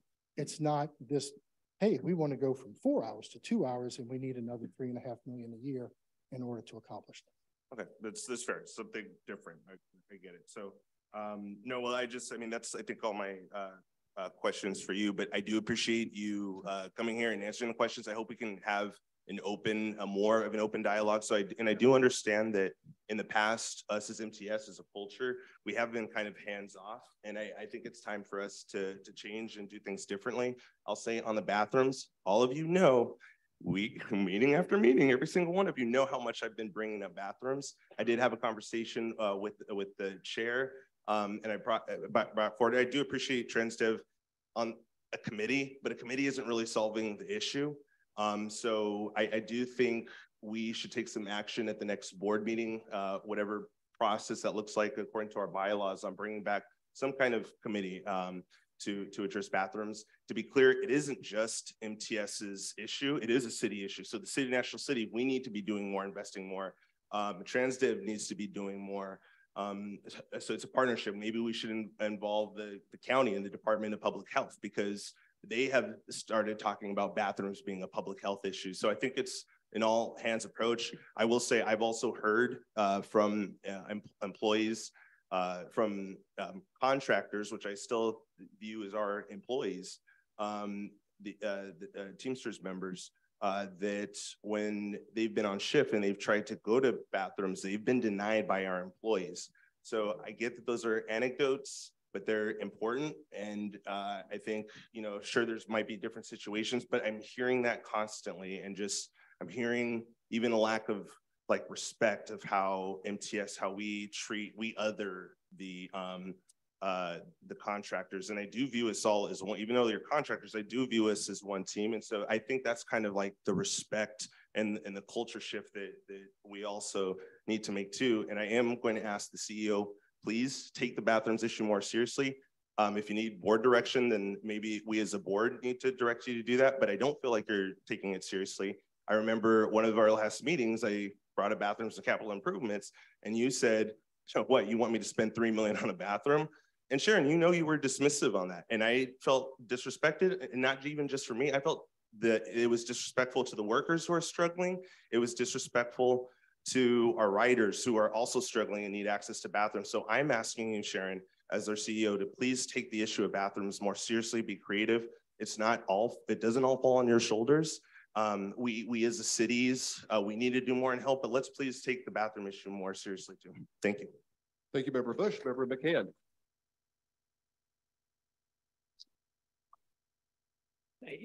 Thank you, everybody who came today. And this is what we want to have in public meetings, making sure that we have good dialogue, understanding what your concerns are and what your needs are. The immediate need that I see is to get you back to work, to get you back your health care, and to get riders back on the bus so they can be served. So I think that's the immediate need. I also believe that we should continue to push to make sure that we are okay at improving the split shifts and then also the bathrooms and the rest areas. So again, I appreciate you being here, but my number one priority is to be able to end this strike, and I hope we can do that. Thank you.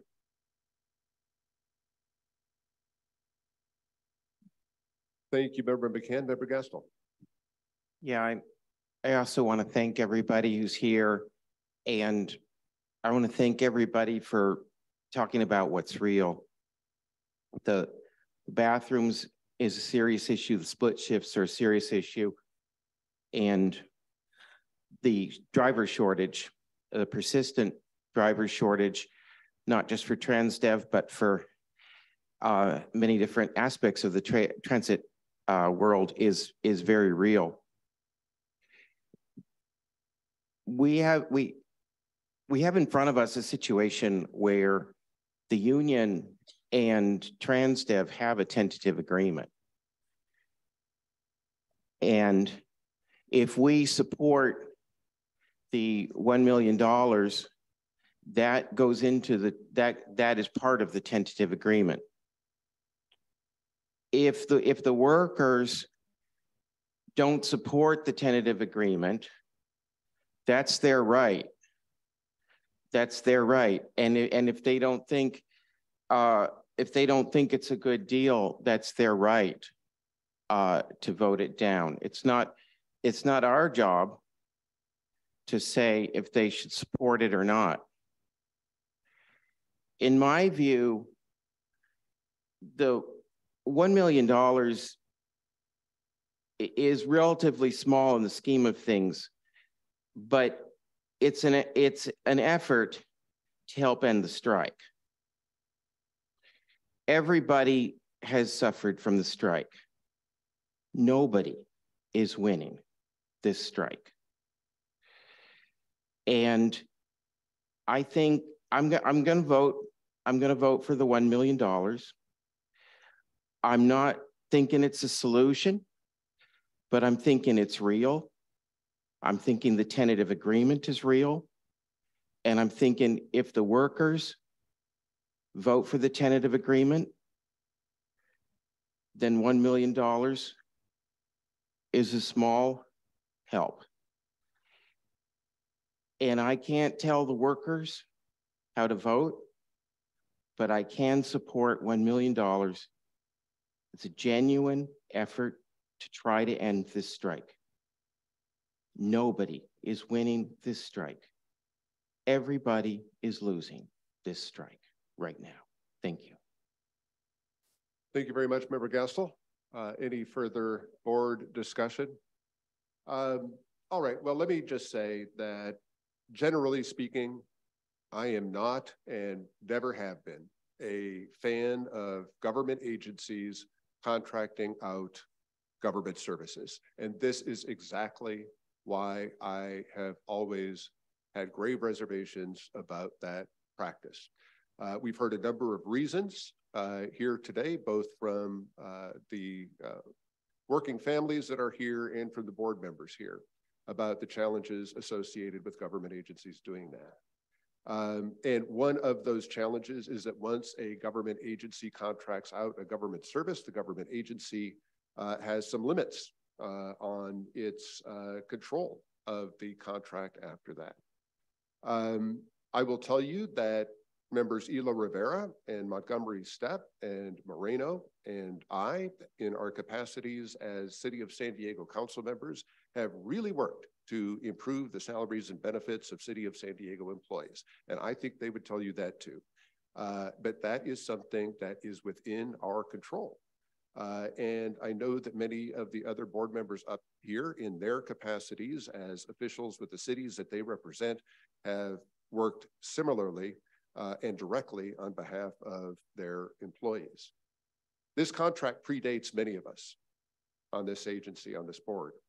I can also tell you that bringing contracted services back in-house is a process that could take a year or more.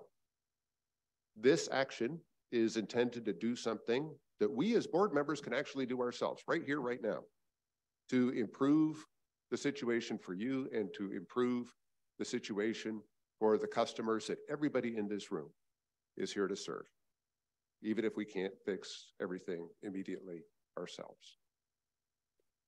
We have a motion on the floor and a second by Vice Chair Goebel.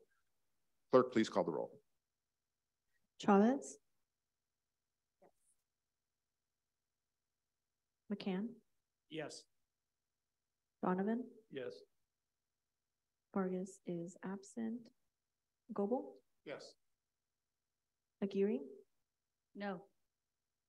Dillard? No. Castle?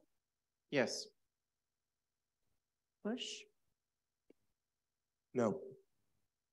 Frank? Yes. Montgomery Stepp? No. Hilo Rivera?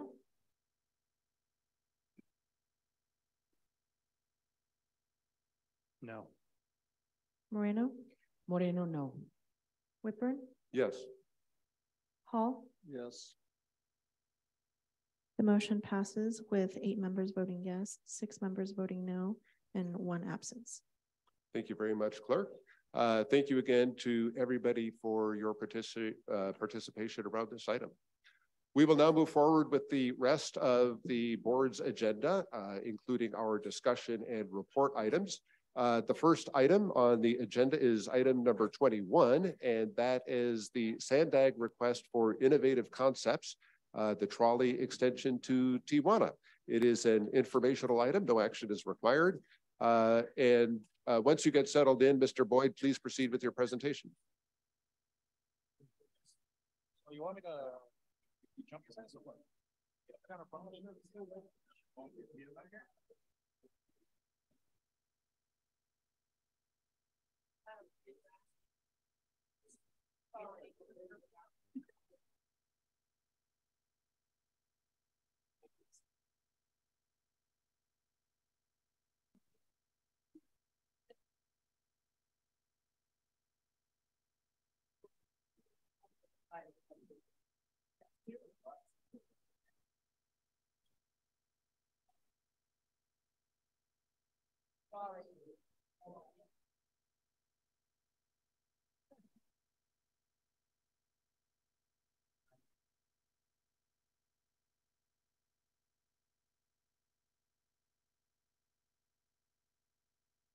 All right, why don't we go ahead and start our presentation.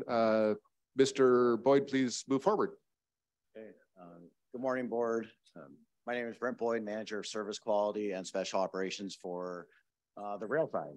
And I'm here to present about an exciting project, a unique project, and first of its kind, where you'd extend the blue line from San Ysidro down to Tijuana, to a stop in downtown Tijuana. This effort came out of an effort from SANDAG to engage the private sector to develop innovative solutions to our transportation problems that we have. And a number of solutions came up, including this exciting project. We all know how important the border is to our region. It's the busiest land border crossing in the world. A huge percentage of our ridership crosses the border. About 1 out of every 5 trolley riders gets on or off at the border at San Ysidro. About 1 of every 10 MTS riders. This is the same thing. So we realize this is a very important topic. Solving transportation issues at the border helps environmental issues, reduces traffic, helps quality of life, and many other benefits. With that said, this is the first of its kind. This is a very unique project, and this is something that MTS would operate. So we have a number of considerations that we think need to be discussed and discussed as the project gets kicked off. So I'm going to talk about here is a summary of the project, kind of how we got here, what we've been working on lately, and what's coming up next. How we got here, SANDAG issued a request for innovative concepts for transportation connector services that advance their 5 big moves. And again, this was an effort to engage the private sector to develop innovative solutions to transportation issues in San Diego. In the summer, 3 teams entered into an agreement with SANDAG to further develop their conceptual designs and costs. There was a number of public outreach efforts, but it really culminated in the SANDAG Community Fair on October 9th. And that's where these projects got a lot of publicity. These projects were presented to the SANDAG board in January, and they approved staff to continue planning and seeking funding opportunities to advance 3 different projects. Those 3 were automated electric shuttle connection to regional transit services, connecting to trolley stations. That was a effort by BEEP. Next generation managed lanes on the freeway, which would improve freeway speeds for connected vehicles, transit vehicles, and so on. And that was a company named Cavnu. And then the one that we are talking about today is an extension of the Blue Line Trolley to Tijuana, combined with advanced clearance facilities at the border crossing. And that's by a company named Cordova. And Cordova has a representative here today, Jacqueline Reynoso. So if we have additional questions, she can answer them. Summary of the project.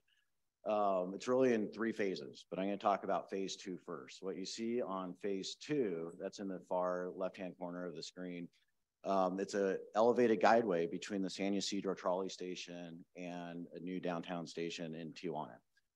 Right now, the Blue Line terminates at San Ysidro within feet of the international border crossing.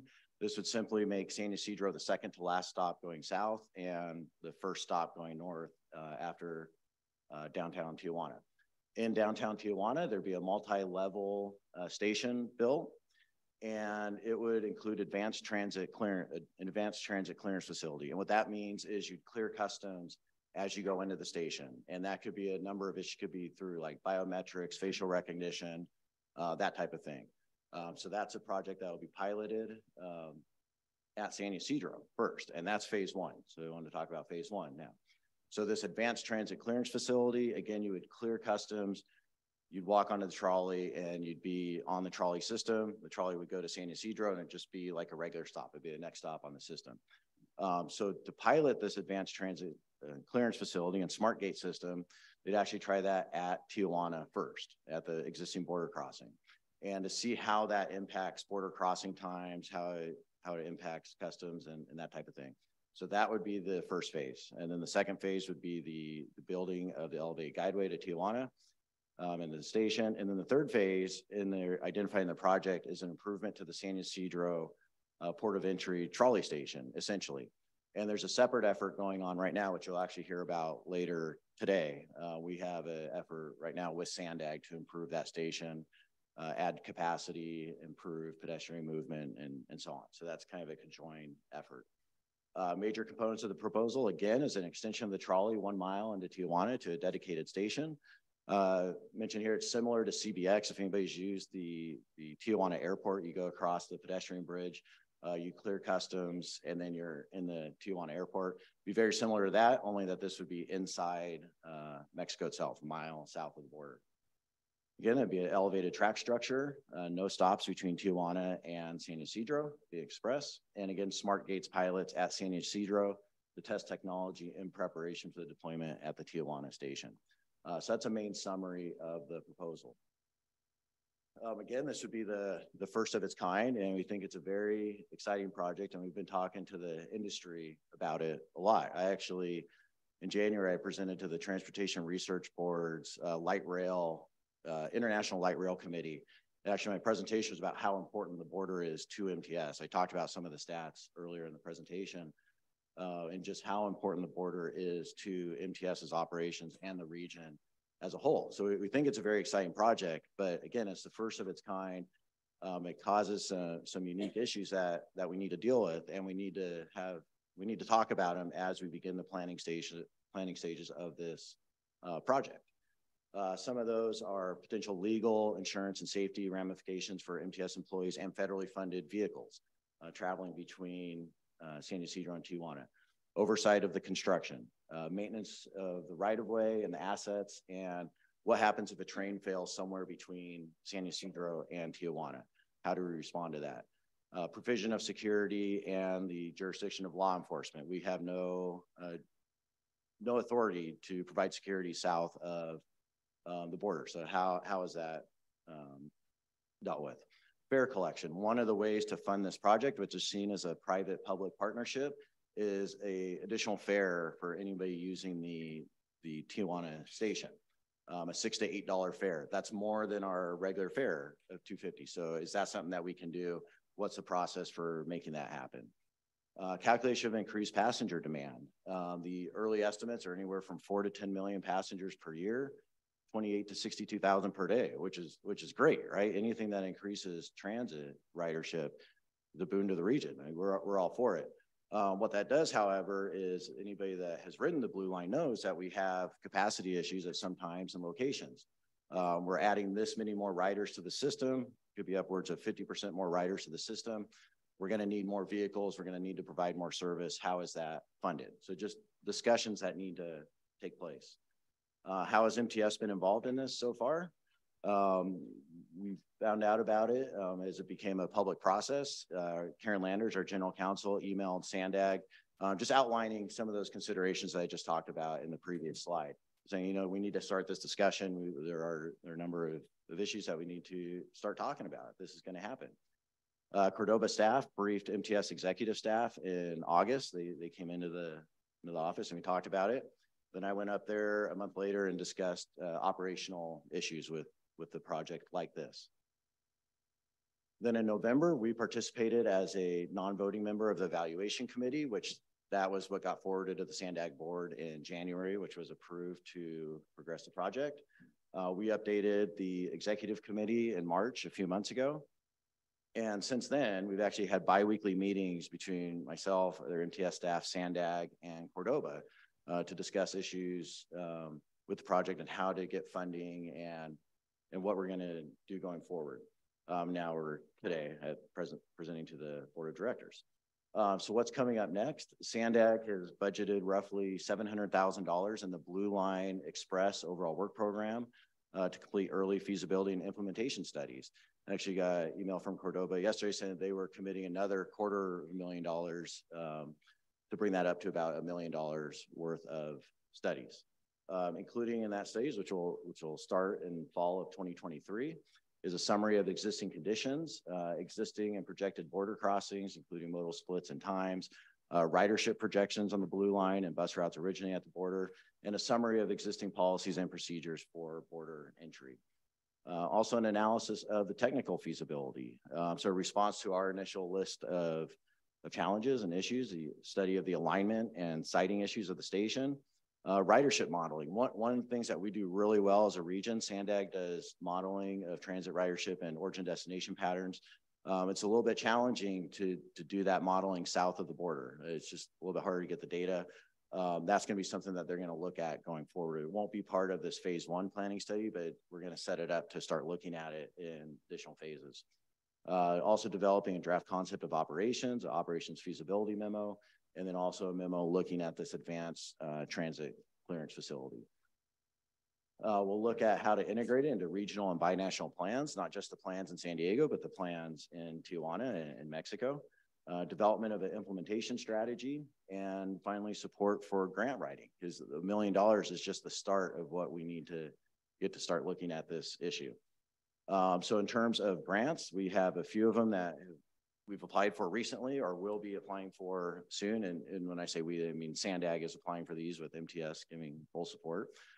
Areas of persistent, and they're all federal grants. Areas of persistent poverty, we applied for in April 2023, asked for about $800,000, and that's conceptual planning and engineering work at the San Ysidro Transit Center, feasibility analysis, assessment of right-of-way between San Ysidro and the border, and development of conceptual site plans. And we'll find out about that in the next couple months, hopefully. Then we have the REIT program, and we've gotten funding for that previously for heavy rail, and we applied for that in May of 2023, requested $4 million to fund the development of a variety of projects, 4 of them, and $1 million would be dedicated for this cross-border trolley extension. And that includes smart gate pilot technology assessment, preliminary engineering, and value for money analysis. And then finally, there's a North American Development Bank, which is really geared towards improving projects along the border of Mexico and the United States. They have rolling applications. We're expecting to apply for that over the next couple months. Maximum award is $375,000, and that'll be looking at origin destination studies, improving the ridership modeling, and so on. So again, we're at the very early stages of this project, and but we're full steam ahead in terms of studying the issues and trying to get additional funding. Next steps, Cordoba will present to the Otay Mesa Chamber of Commerce in July. The San Diego Regional Economic Development Corporation has requested a presentation from Cordoba about this project. And this is just, there's been a ton of outreach that Cordoba and SANDAG has completed on this project. And this is just a small snippet of it.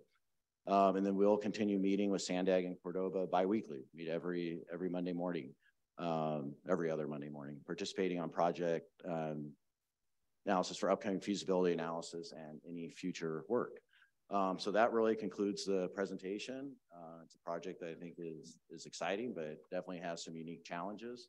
And again, we have Jacqueline Reynoso here from Cordoba, and we also have SANDAG staff here to answer any questions that need to be addressed. Thank you very much, Mr. Boyd. Clerk, do we have any public comment? We do. Phone number ending in 3731. Please dial *6 to unmute yourself. Great, it's true. So first, public-private partnerships. That's a nice term for what's called fascism. That's private business and public business mashed together. I really hate it. Second, there's a reason this project is the first of its kind, because it's full of legal implications, man. I mean, it's funny how $1 million studies are already being done when it's not even determined to be a legal project yet. You guys don't care though, because it's part of a bigger picture. I'm going to talk about that next. But this blue line trolley will be turned into the borderline trolley. How are Mexicans going to pay with pesos? Did anyone even think about that? Especially that high price tag. What was it, $6? You think they can afford that? I guess you haven't looked at their economy. It's even worse than ours. And if people from Mexico are actually going to use it, then the trolleys better suddenly expand in width, because there's not going to be room for a whole nother country's population on the cars. I don't know if you guys have actually ridden to the border. That's probably the most used area of all the trolleys. There's not going to be room for Mexico. But there's already no safety guarantees with public transit. So can you imagine the countless amount of people that will be able to enter this country illegally in the future, unimpeded? And they'll be able to take that trolley all the way to La Jolla or to Santee, never to be seen again.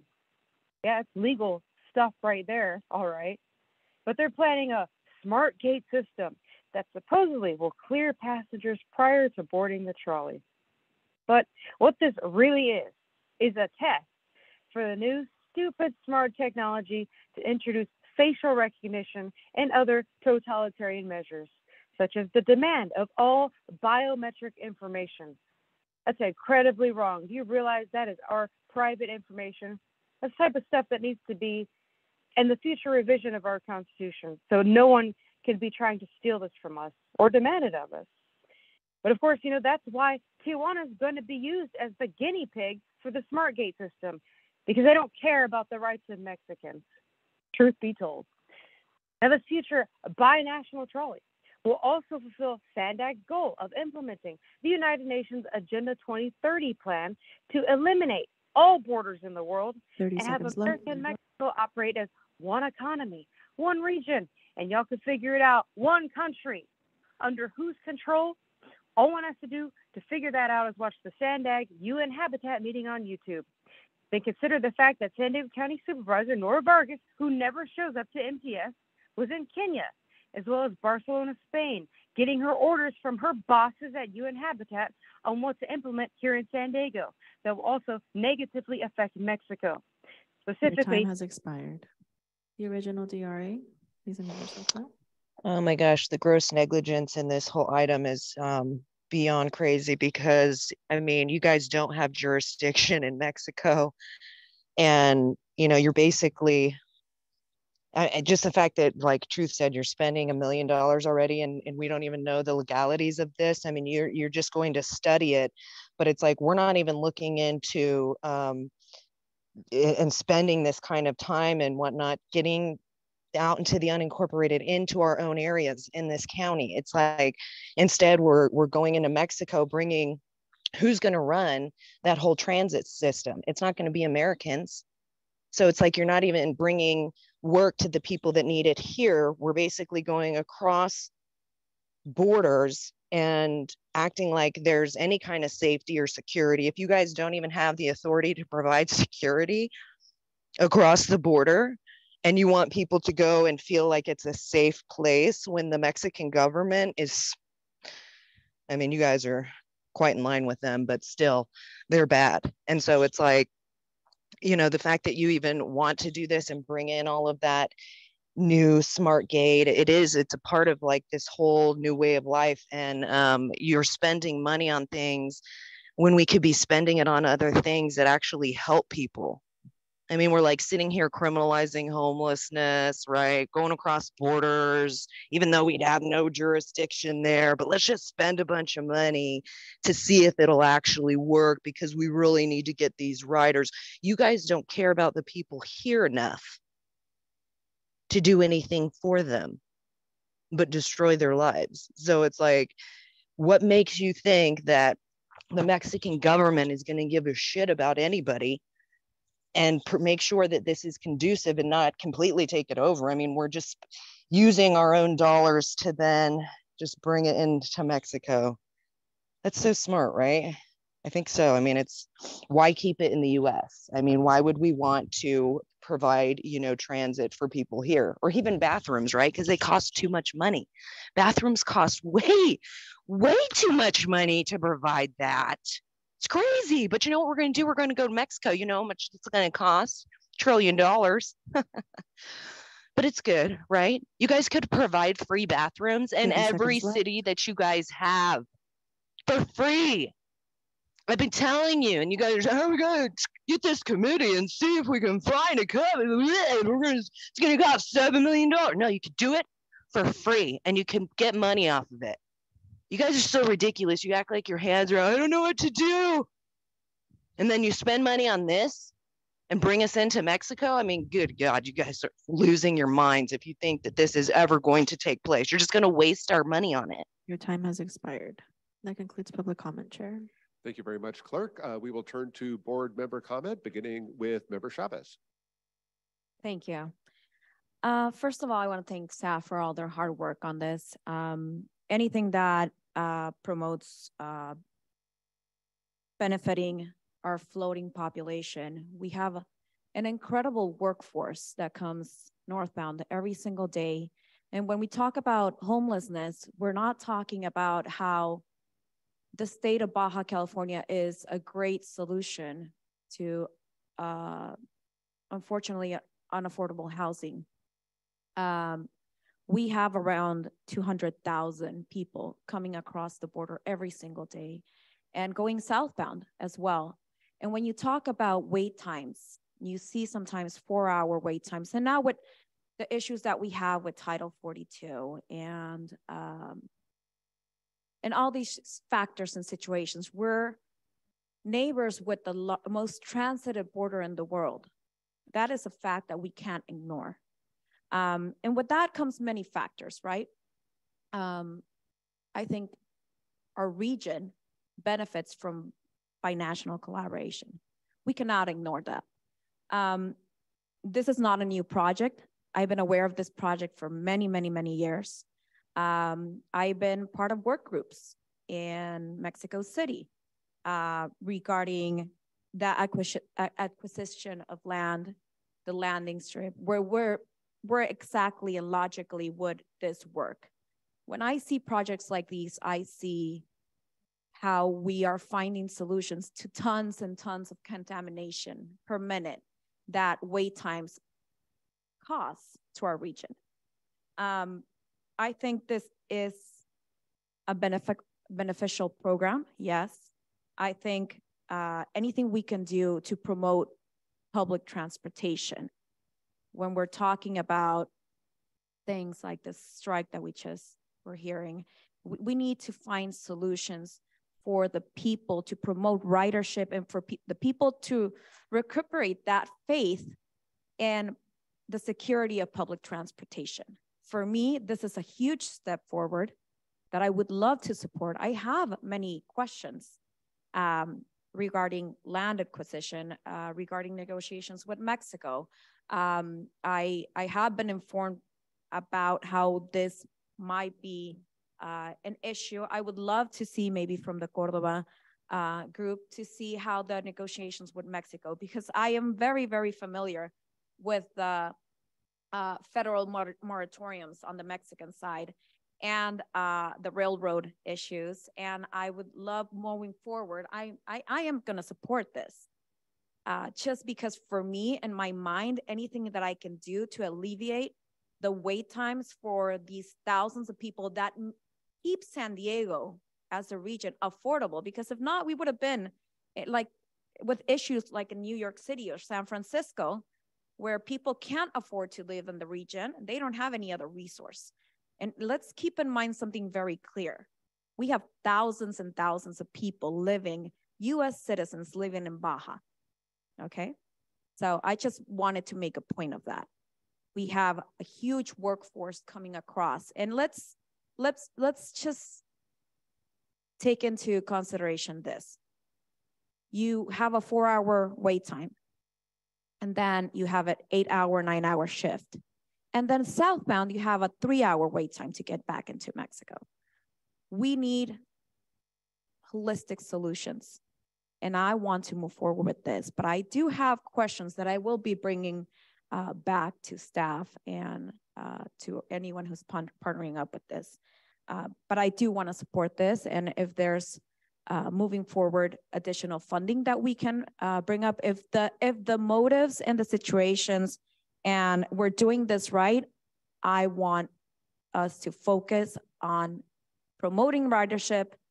I know Customs and Border Protection has acknowledged this plan and sees it as, you know, something that's beneficial, but with the right, you know, motives and the right information moving forward. So I just wanted to mention that we cannot ignore the situation that we're living. We are a region, we're not an island. We need to find holistic solutions. Thank you. Thank you, Member Chavez. Member Moreno. Thank you for the presentation. I believe that MTS should enthusiastically cooperate with SANDAG and Cordova Corporation's efforts to study the potential trolley extension into Tijuana. I'm old enough to remember when people said it was impossible to have a cross-border airport terminal, but now we have one. This and I believe the same. I'm sorry, the phone threw me off. I believe the same limited thoughts pertain also to Sentry and Global Entry, right? When they were coming up with that at UCSD 20, 30 years ago. So, you know, the same sort of demand exists for a cross-border trolley facility with similar challenges, right? And I believe that there is a potential for a trolley extension to be constructed in such a way that maximizes the challenges and maximizes the benefits. I do think, however, it's very important to keep this project separate from MTS's short-term effort to improve the San Ysidro Transit Center. And yes, the San Ysidro Transit Center is the most used transit center with about 12,600 people boarding that transit center. The next one up is Imperial and 12th, which has about half of the transit riders. So it is the most important transit center. And we do have some short-term efforts to improve that center that I want to keep separate, as well as the long-term effort to build an intermodal transit center as one of the first mobility hubs in SANDAG's regional transportation plan. So while I do think it is valuable to pursue the trolley extension to Tijuana, we should pursue the project separately to ensure we're still making progress on the San Ysidro trolley station. And you know, it's really interesting because I want to share a conversation that Councilmember Dillard and I had a few weeks ago about my limited scope of thought, and I think a lot of people's limited scopes of thought when it comes to the San Isidro Transit Center. I told her, we don't have any space. We don't have any space in San Isidro, right? And she very eloquently told me, well, I guess they didn't have space at UCSD either, because they built those way above grade, right? So it's time that MTS and myself, I'm including myself, stop thinking in a limited scope for San Isidro. There are ways to do this. We have amazing engineers in the region that can take this trolley and this border and this station, right? Let's take it to the 21st century. And so I am in support of this. Do you need a motion? No, right? It's informational item. I am in support of this item and thank you for the presentation. I will mention as part of the San Isidro project, which you'll hear about later, there is an elevated option, elevating the track. So that's one of the options being discussed. All right, thank you. Member Aguirre. Thank you, Chair. I also want to echo what's been said. I think we absolutely need to be forward thinking and think outside of the box. We have a perfect example of what's worked well with CBX, right? Many of us didn't think that that was possible, and now it's one of the most successful binational regional transportation projects, I think, globally, right? And it's managed well and it's working. I think that we need to promote the use of public transit. I was looking up our figures. Recent figures estimate 120,000 passenger vehicles cross every single day, and every passenger vehicle emits 4.6 metric tons of greenhouse gas emissions.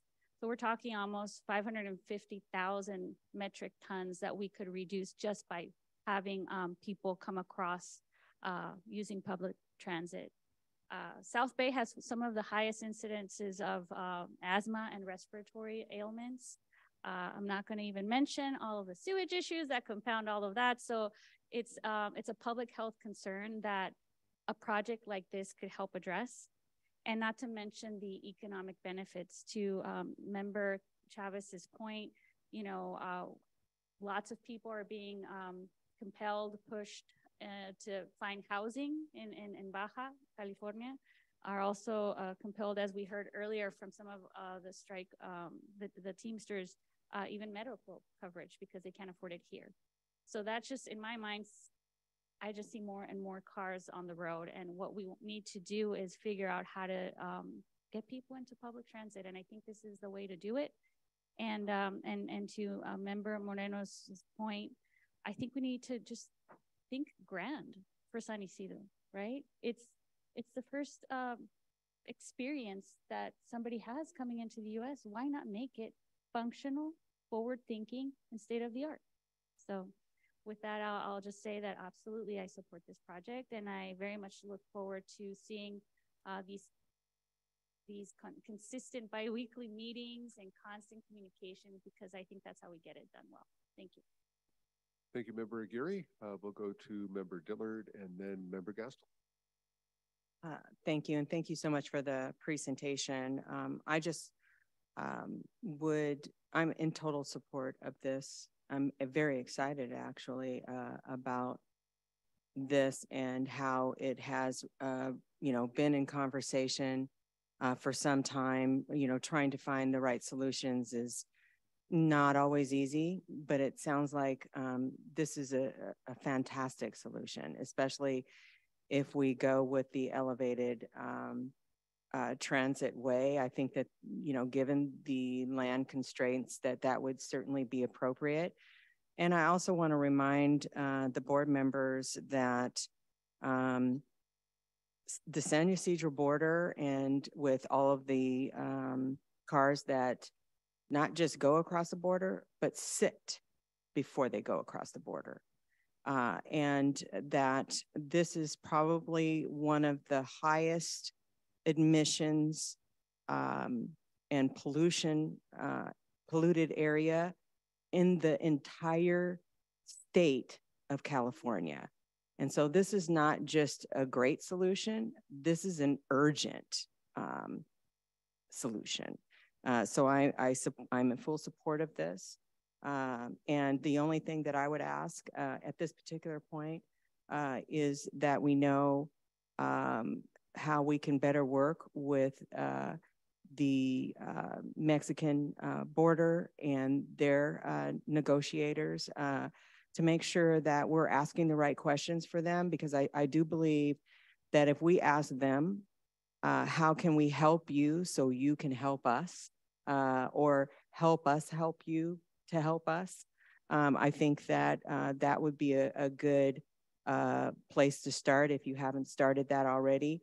If you have any additional information on that, I think that it would be important for the board to know, what the Mexican border thinks in regards to this option, and if there are future agreements to work to negotiate for their side as well. I would say that I believe Cordova, if Jacqueline's here, can add on to it. There has been a lot of communication with agencies in Mexico and Baja and in Tijuana. I believe they're very supportive of it, but I also say, we're at the very beginning of these stages, and a lot of significant outreach still remains, a lot of discussion remains, but I believe at this point they are very supportive of it. I don't know if Jacqueline's here.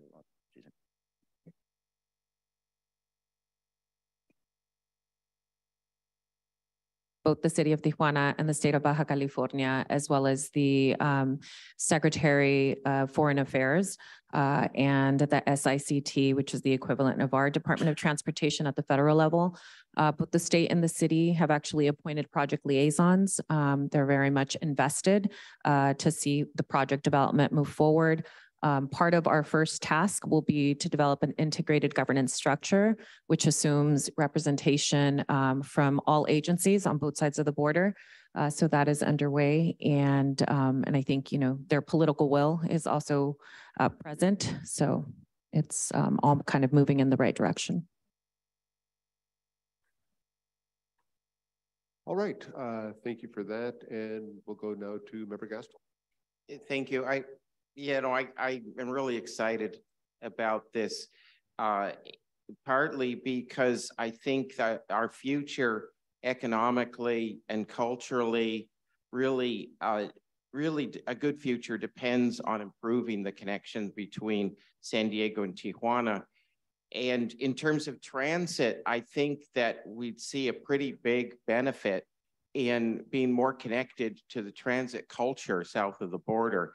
If you've traveled using public transportation in Tijuana or other parts of Mexico, you find that practically everybody rides the bus. I don't know if they distinguish between choice riders and any other kind of riders, because it's really common for people to ride the bus. And from what I've been interacting with people from Mexico that ride the bus here, they really appreciate transit and are eager to use transit.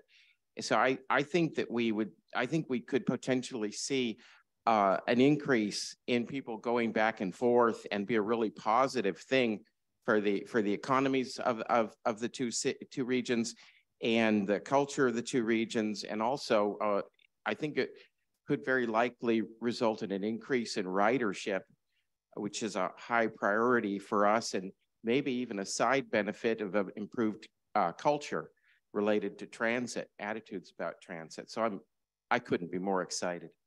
Thank you. Thank you, Member Gaston. Member Bush.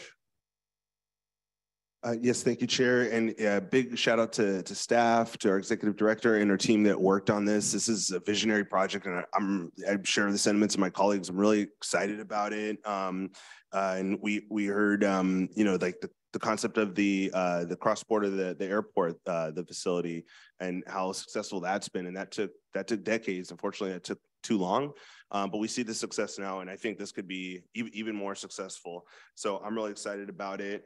I want to kind of focus on the environmental aspect of it. I serve as chair of our air pollution control district, and one of our biggest goals and biggest challenges is Obviously, cleaning our air, right, is addressing air pollution, but the majority source of air pollution is from vehicles. And we at APCD, we actually don't have direct regulatory authority over vehicles and tailpipe emissions, which is a challenge. So we have to be creative and look at other ways to reduce air pollution and improve community health. And I think one of those ways is exactly this project. It's reducing emissions and wait times at the, well, it doesn't technically reduce wait times at the border, but it gives people a very efficient, affordable, and I think very a fast, easy way to cross the border, and it connects our regions. And I really appreciate Member Chavez for her comments.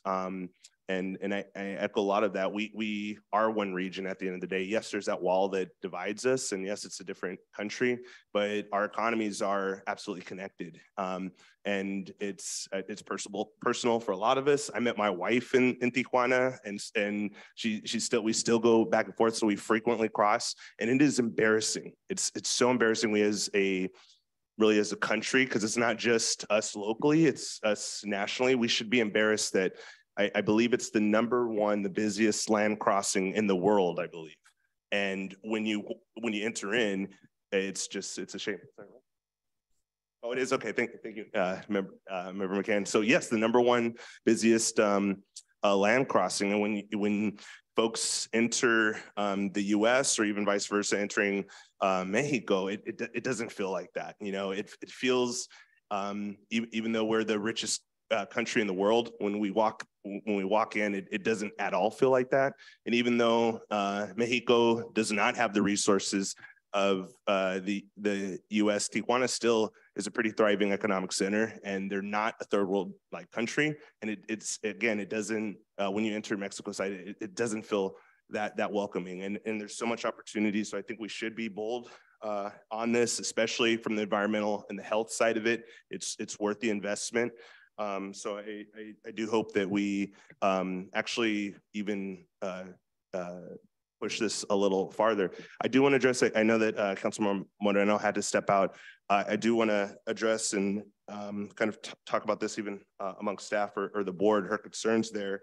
So Councilmember Moreno, it sounds like if I heard her correctly, that she's really concerned about, we have short-term needs at the border right now, and then this is a long-term project, and so she wants to separate it. I have concerns about separating them too much, because I think too often we operate in silos, and what I fear will happen is that if we separate them, then we might approve construction funding on a concept for short-term that is inconsistent or leads to more money in the long term. So would staff be able to kind of address that? Because I want to address, this is the council member's district, and I want to address their concerns, but I also have the unintended consequences of what that would do separating the project. Again, you'll hear a lot more about the San Ysidro project itself in a couple presentations. They are being treated as separate now, but you have big overlap in the teams that are working on them. Both of them are being run by SANDAG. So the people that are working on the San Ysidro project itself are knowledgeable of this plan. So I don't think anything at this point would be designed to preclude the future effort of sending it further. And that'll be part of the discussion going forward. Okay. Another follow-up question, maybe this is to our CEO. Right now, is this the work? And so it looks like a bi-weekly meeting, so it looks like there's a lot of good staff time going into this, but all the issues that you all identified, security, and just working with another federal government and all of the logistics, environmental, there's going to be worker issues with down there too. So I just wonder, is that enough? Do we need to invest more? But how much are we investing? Like, do we have a budgeted like full-time person working on this, or what does that look like? So SANDAG is responsible for doing these kinds of projects. We're support staff to them. And so we will just be helping them understand operational needs as the project moves forward, similar to what we did with Midcoast. So as the project moves forward at SANDAG, we will provide them with the appropriate staffing to help understand what the needs are for actually operating the facility. Okay, and does that look like, is it reflected in our budget? Like, so is that a half-time person or full-time person, or is there any dedicated? It really will depend on the phase in which it's at, you know, so these are lots of big issues, obviously, that you are fully aware of, the, you know, complications in a project this size. So right now, Brent is our lead from the rail perspective. And then we would eventually bring in more staff time from other areas of our agency to support it. So our safety personnel and, you know, our, you know, legal personnel and things like that. So it's not currently in our budget because right now they're going after grants and it's in SANDAG's budget. Got it. Okay. And maybe we could explore bringing it in our budget, but I know that, you know, we have fiscal cliffs, so we have to be responsible, but maybe there's offsets. I don't know. I would like at some point, we need time, you know, I don't know if it's next month or the month after, but I would like staff to bring something back looking at maybe we are more intentional with the resources. And I think even ARPA or there might be other things we could do to try to advance this, because I mean, I also see, even though this project is probably going to take a good 10 years, the long term, I think if we're step up our involvement in the front end, maybe we can get some of those ARPA or existing resources that do sunset soon. And I think the long-term benefit, like, so we saw $8 or $10. I think people will absolutely pay that fee to avoid those long border waits and to be in a facility. So if we could, you know, just take more of a look at what we can do to step up our, I'm not saying we're not doing enough. But I would like to see us even advance this forward, because this is a really exciting project and it has a lot of economic potential. It even just rethinking that whole area, and maybe we expand the discussion to, you know, having housing on site or more commercial or hotels, and working with Councilmember Moreno's office on this. I just really like to see this grow, but I support this concept and really appreciate staff's work on this, but and would like to see us still be more intentional on also making this our project too, not just SANDAG's. Thank you. Thank you, Member Bush. Just real quickly, you asked a question more or less on behalf of Member Moreno, and she was unable to hear the answer because the microphone was off. Could you just quickly recap what that question was and just quickly recap the answer so that she can hear? Oh, yes. So the question was how, if we separate the projects, making sure that will that result in inconsistencies or unintentional consequences? So, for example, I wouldn't want us to separate the project, and then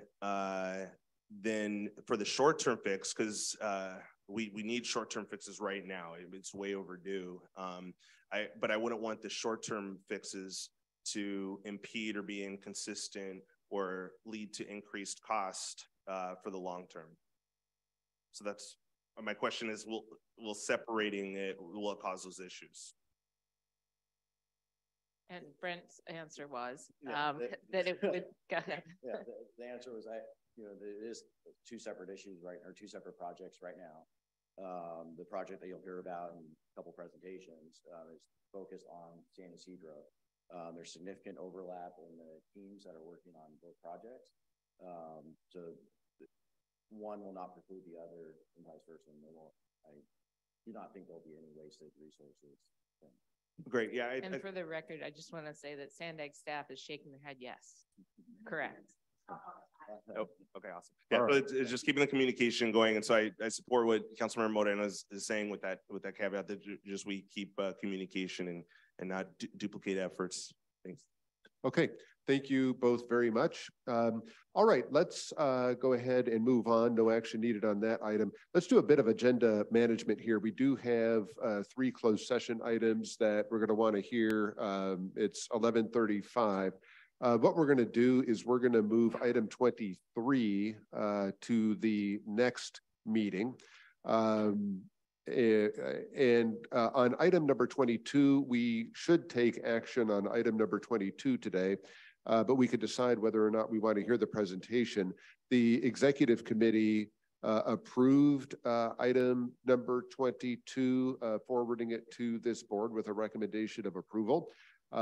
We can, as a board, hear the presentation on item number 22, or if nobody needs the presentation, we can move to board questions, comments, and a motion on item number 22. So first, let me ask if anybody would like the presentation on item number 22. We were here, all of us were here last time. I think it would be good just to, I'll make the motion to approve it. Okay. Second. All right, we have a motion and a second to approve item number 22. Can we do a voice vote on this, clerk? Oh, yeah, that's right. Okay, thank you. Do we have any public comment on item number 22? Consuelo, please unmute yourself now. Hi, this is my first MTS meeting, and I'm just trying to catch up and understand what, in fact, you guys are all up to. I know SANDAG's in the house, so there's the incestuous bunch in the house. I just also was like, I chimed in and at $10, I heard something about $10 being charged and the people won't mind. What is that about? Is there dialogue? Like, do I get to ask a question and you guys answer, or what is this? This is strictly public comment. It does not allow for a back and forth conversation. But when does that happen? The board will be engaging in a discussion around this item if there is any, but for now, we are merely listening to your public comment. Got it. So does the public ever have a say in what you guys are trying to establish? Or is it just you guys? This is your opportunity to have your say right now. Oh, okay. So therefore, I'm going to go ahead and just offer a suggestion to you all that, yeah, you should actually have the public be more engaged in knowing what you guys are all up to. They deserve to know, since we are in fact the ones who will be paying for all this in the end. Do people know? I mean, is it like I'm involved, but I have no idea when your meetings are. Do you post them to where are they posted? Please proceed with your comment. Oh, my comment is a question, but I guess it won't be answered. Okay, that's it. That's all I got. You guys don't like the you don't like the involvement. It's obvious. The original DRA, please unmute yourself now. They do not like public comment. Good one, Consuelo. I mean, those are very good questions. But yeah, no, they don't really care what people have to say. That's why you're going to skip over having anybody speak on this. Anywho, you guys and your whole allowing, changing your policy to allow for alcohol ads to be on transit trolley station centers and all this stuff, right? Because you guys need to get money. And it's so smart when you're basically promoting being drunk in public, because you're like, we want to do where it can be like, hop from, bar to bar or brewery to brewery. And then all while we have children for free riding public transit unaccompanied. It's so intelligent. And like the fact that there's no bathrooms for, anybody to use, not even the workers or just people, it's like that's smart, because then these people are just going to probably urinate just wherever, because they have to go so bad because they're drunk. But I mean, at least you guys are providing a ride for them, right? All while promoting being drunk, and again, offering no bathrooms. So again, I would like to tell you that you could do it for free if you guys just looked into it, and you can make money off of it. You love money, so you can make money off of it and then do what you guys do and spend the people's money. But I mean, why would you offer bathrooms? Let's instead create a committee and have some people just look into it. When during the last meeting, in about a minute between items, was able to find a company that provides it for free along with other furniture. So it's like you guys sit here and you build shelters and you do all these things when you could actually get it for free and get advertising on it to generate money. But why would you do that? Let's instead, spend millions of dollars in the people's money to just provide the bare necessities, but never a bathroom, because that is just way too difficult. No wonder why people go in the street. I mean, it's good. I just love that you guys want to promote drunk in public, and for people to just basically ride and drink while children are there. It's smart. And there's not even like security to protect the kids. But at least you guys will have like a button. There'll be an emergency button, right? And then Superman comes out and he saves the day. Man, it's good. I love living in this matrix. I mean, this matrix is a wild ride when you're living on the outside of it, watching all of this craziness take place. It's good. It's so good. Just want to give you guys all gold stars today. Really impressed. That gold star will allow you to get in anywhere and use a bathroom whenever you want. Some of you are probably going right now as we speak about it. So that's Your good. time has expired. Phone number ending in 3731. Please dial *6 to unmute yourself. Okay, this is Truth. All right, changing the codes for advertisements at transit stations. Ads for alcohol will now be allowed. And I actually thought that was a good point about children are on the trolleys for sure. In fact, I'm going to be specific. There's pretty much the only children that are riding the trolley. Buses are a little bit different situation, but the only children riding the trolley come from one school. It's literally one school that's going on there. They all have the same uniform. That's how I know. It's pretty ridiculous. It's not good to have children riding unaccompanied. But anyways, the justification provided is that it would enable ads for events with alcohol and bring revenue. That makes sense.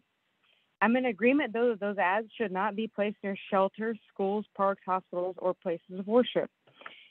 About that children thing, though, that's definitely a good point.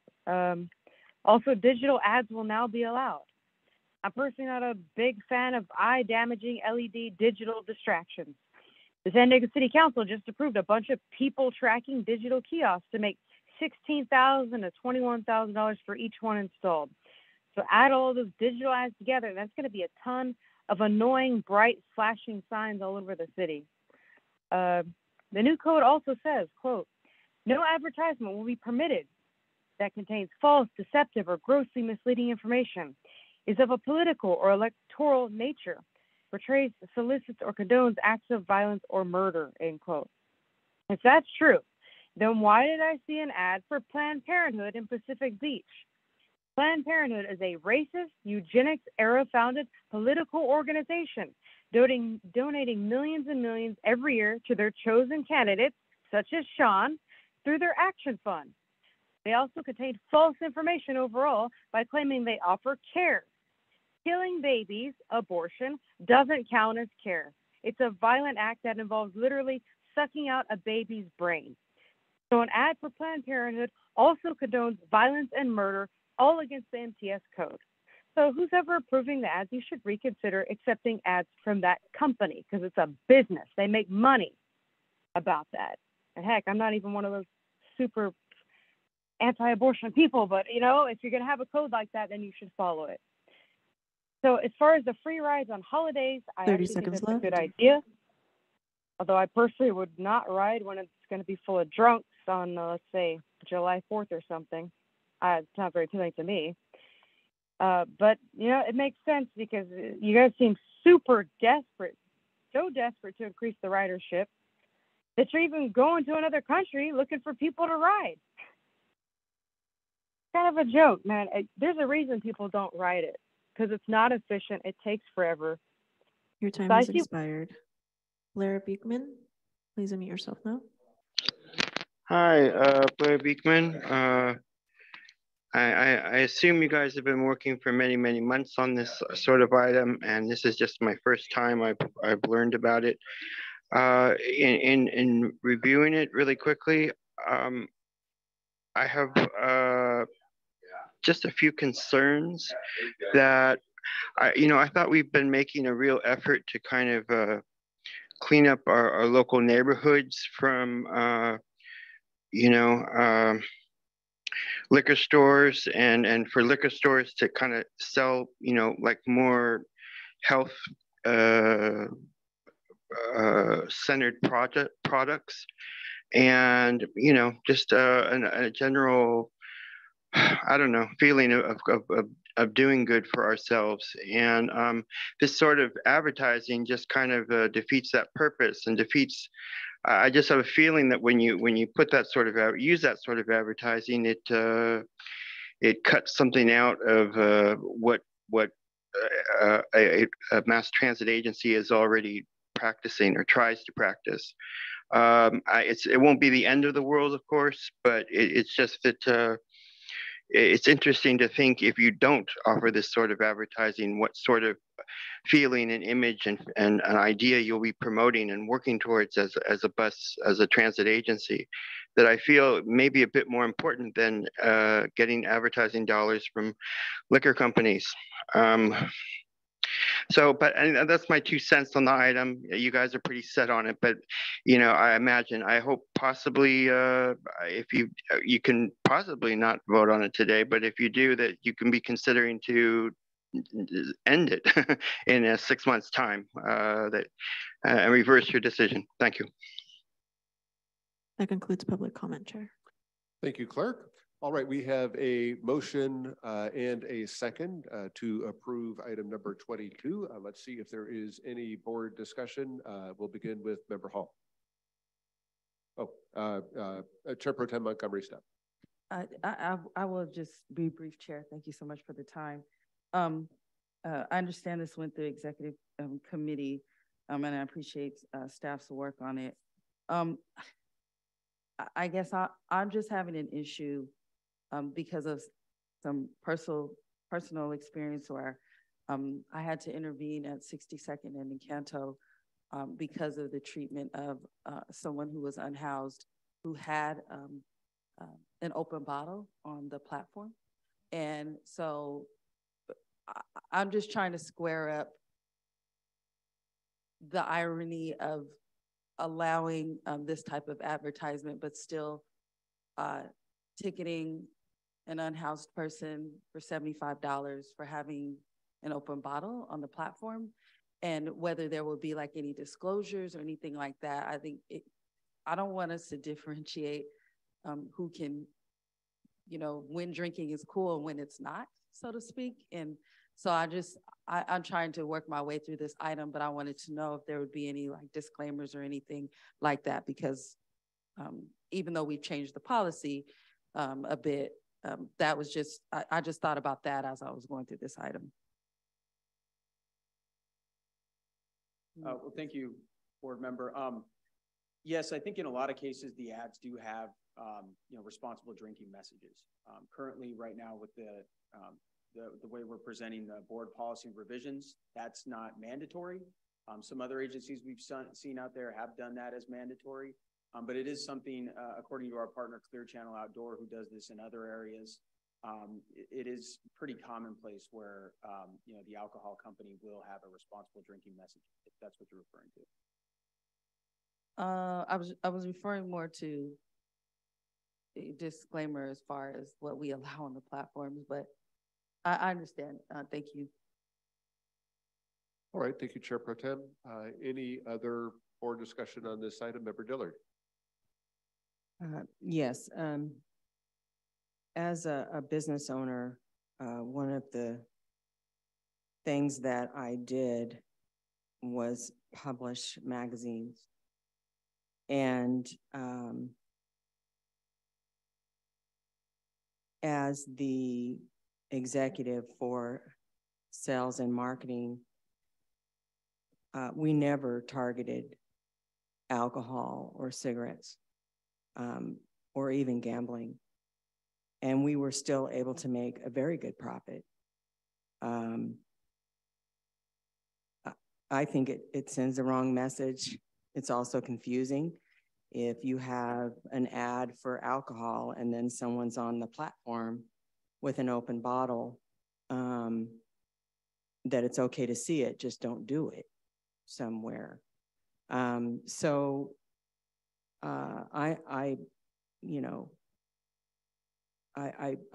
think that we can find other revenues from other viable companies that can advertise with us outside of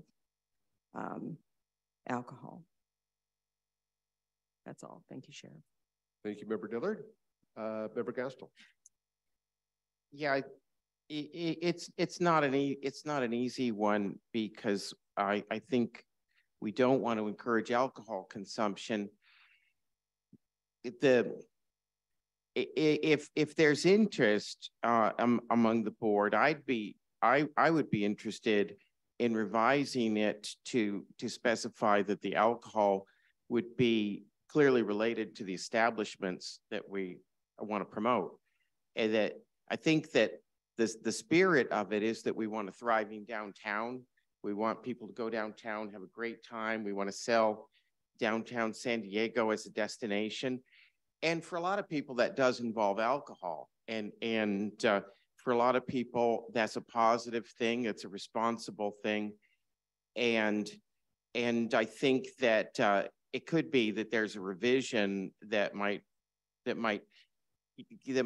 steer the advertising toward promoting the establishments that we have downtown, putting the alcohol in context, like having a margarita downtown as an establishment.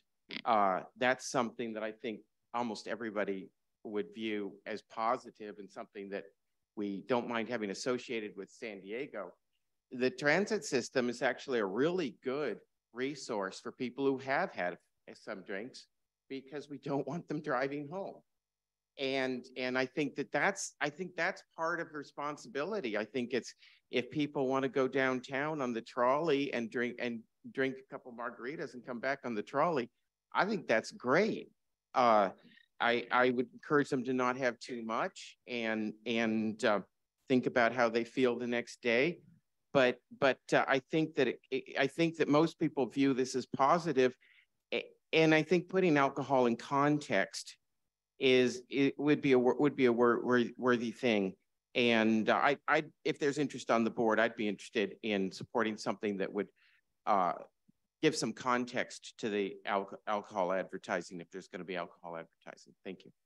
Thank you, Member Gastel. Member Hall. Well, I'm liked what you said until you said downtown, because if you look at that, it's La Mesa Oktoberfest, Chula Vista, Santee Street Fair. You know, it's a lot of different areas too. That I looked at it as the La Mesa Oktoberfest trolley wrap.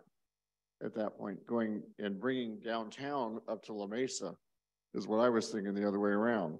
And so you're trying to promote events more than anything else. And that's what that's the only reason I'm in agreement with, is help promote events. Because if we can, we always send everybody down to Comic-Con, but we can also bring them back this way too. And so that's kind of my logic. I think if they're going to drink, they're going to drink. I'm not a big fan of alcohol either. But I barely drink myself anymore. I mean, it just isn't worth it. But the reality is, you have to put yourself in the position of, this is the magazine ad, the new magazine, a different idea of a magazine ad. So rather than running it in a magazine, you're running it up and down the street all day long. So that's kind of what we have to look at this as.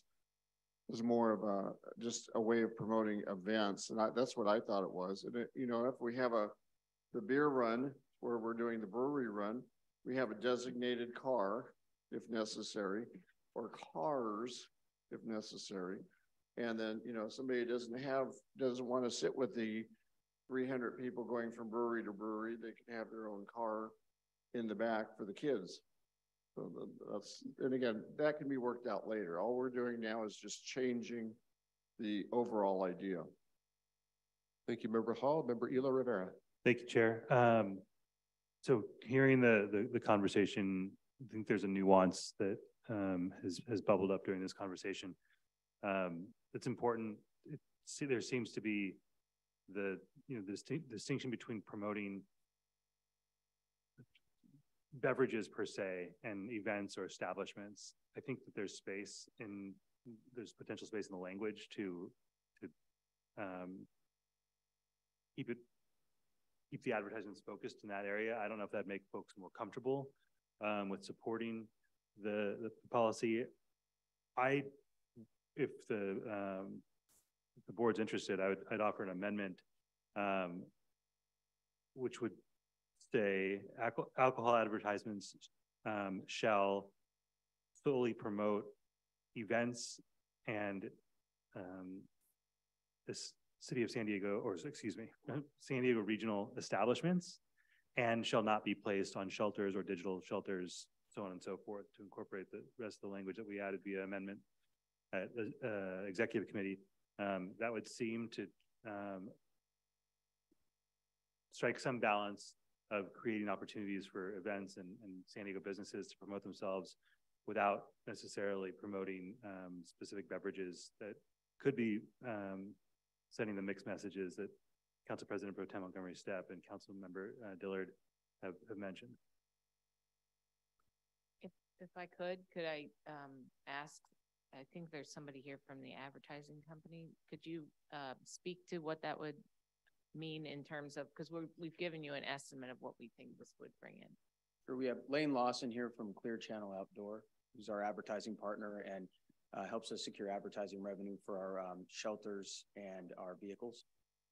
Yeah, thank you, board. Appreciate the time. Happy to answer any questions. If the question is, what would that do to the revenue? It would drastically reduce it and to have that restriction to where it's just events. We anticipated a possible 25% increase in revenue. We'd have to go back and take a look at what the increase would be if it were limited to just events and to just the transit vehicle. So the events and San Diego establishments, which provide some space, right, for the breweries that exist here in the region. Yeah, just off the top of my head, there's no way I could tell you. So is your thought that the majority of the businesses that would want to advertise would be the big brands? Beverages? Yeah, big brands. Okay. With responsible drinking messages. Okay. All right, Member Bush. Yeah, thank you to Member Elo Rivera for just the conversation bringing some deeper nuance.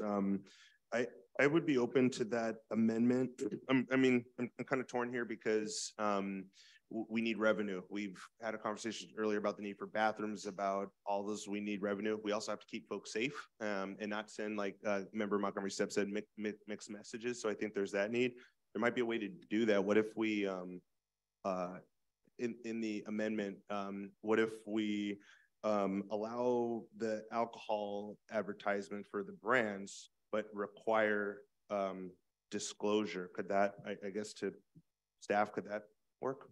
Because what we're trying to do is prevent abuse. It's not alcohol itself that's the problem. It's the abuse that's the problem. And I think it also is problematic to assume everyone's going to abuse it. People are people, like Member Hall said. So we just have to, I think, be consistent and promote the safety, because the reality too is, and I think I forgot which member said it earlier, but we need to be promoting if or when people do drink, they need to be on transit. They do not need to be driving. So that's why I also see this kind of as its own safety issue. Like that there's an opportunity to promote that, riding transit when doing events and when consuming alcohol instead of driving. So question back to staff is, could that disclosure on that brand, could that work? I believe we could, and I believe, are you referring to like a responsible drinking message? So like a responsible, for example, if there's an alcohol brand company that wants to advertise, then us, then that in that advertisement, there's a disclosure about responsible drinking or abuse or whatnot. Yes, we could add that to it. I don't see any issues with that. I mean, maybe Clear Channel can mention how that would impact advertising revenue if there was a requirement of 10% of the ad include a responsible drinking message. But I think that would, I don't think that would have a huge diminishment on the advertising revenue there. I think that'd be welcomed. How do you feel about making this a trial of like 2 years? I mean, I like the idea of a trial of a pilot, and maybe they come back maybe in 6 months. Or how long would it take for staff to kind of test this out, to get contracts out to see how it works? I would recommend if you wanted to do a pilot on this, it would 2 years, so we can see what kind of revenue returns we could get on it. Plus, you know, see what kind of community reaction there is and see what type of feedback that we get from the When do you see the advertisements like going? So would there be a chance to at least report informationally in like 6 months? Like, so how long would if this were approved today, how long before it's online and there's actual advertisements, would you estimate? I think we could start doing the advertisements immediately and looking for marketing partnerships. So I think, you know, 6 to 8 months would be adequate time for staff to gather a little bit of feedback for the board. So I'm open with the trial period. I think that's a good idea. I just but want to give staff enough time to like, let's see how it works. I don't know process-wise, is that an amendment, or does maker the person who made the motion in the second, do they have to accept the amendment? And I made an amendment to the amendment. Well, so there was a suggestion of an amendment by member Elo Rivera that this solely promote events in San Diego regional establishments. Member Bush, you've sort of gotten away from that and are looking at, instead of doing that, having a responsible drinking message together with a pilot period. So if you want to dovetail on what member Elo Rivera said, then you would want to second his amendment and add language of your own, or since there hasn't been a second to that amendment yet, you could make your own amendment proposal. So I'll procedurally second and see if the maker of the amendment would be willing to consider it. There's open conversation. So yeah, I'm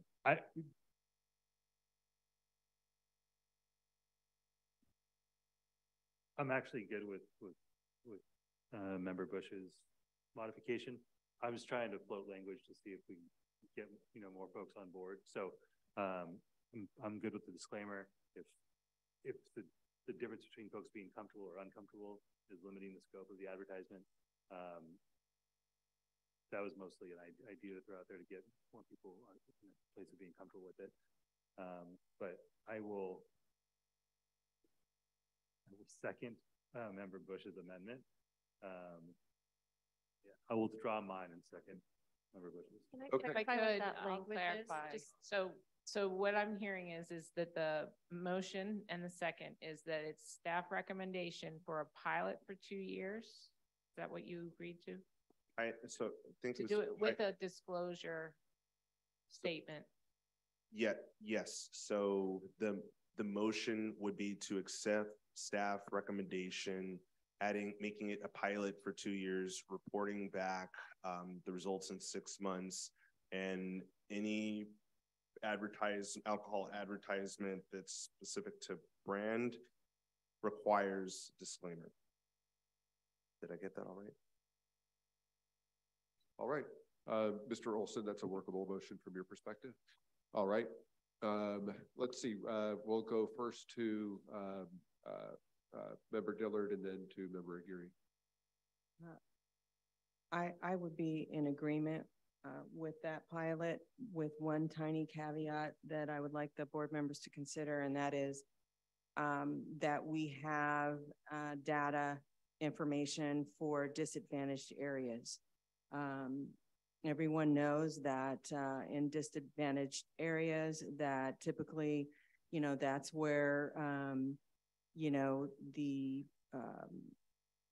cigarette campaigns initially started many years ago, focusing on disadvantaged communities, and alcohol is also included in that. And I know that some of my colleagues have dealt with this in their communities in regards to being very careful about too many liquor stores, et cetera, for that very reason.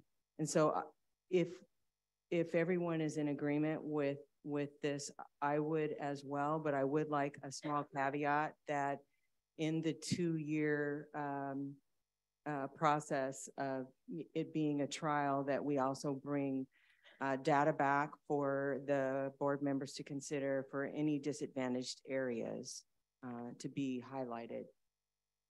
So I'll amend, I agree with Member Dillard, so I'll further amend the motion that staff, when they bring back data, also track disparities in disadvantaged communities and those that suffer from overconsumption of alcohol.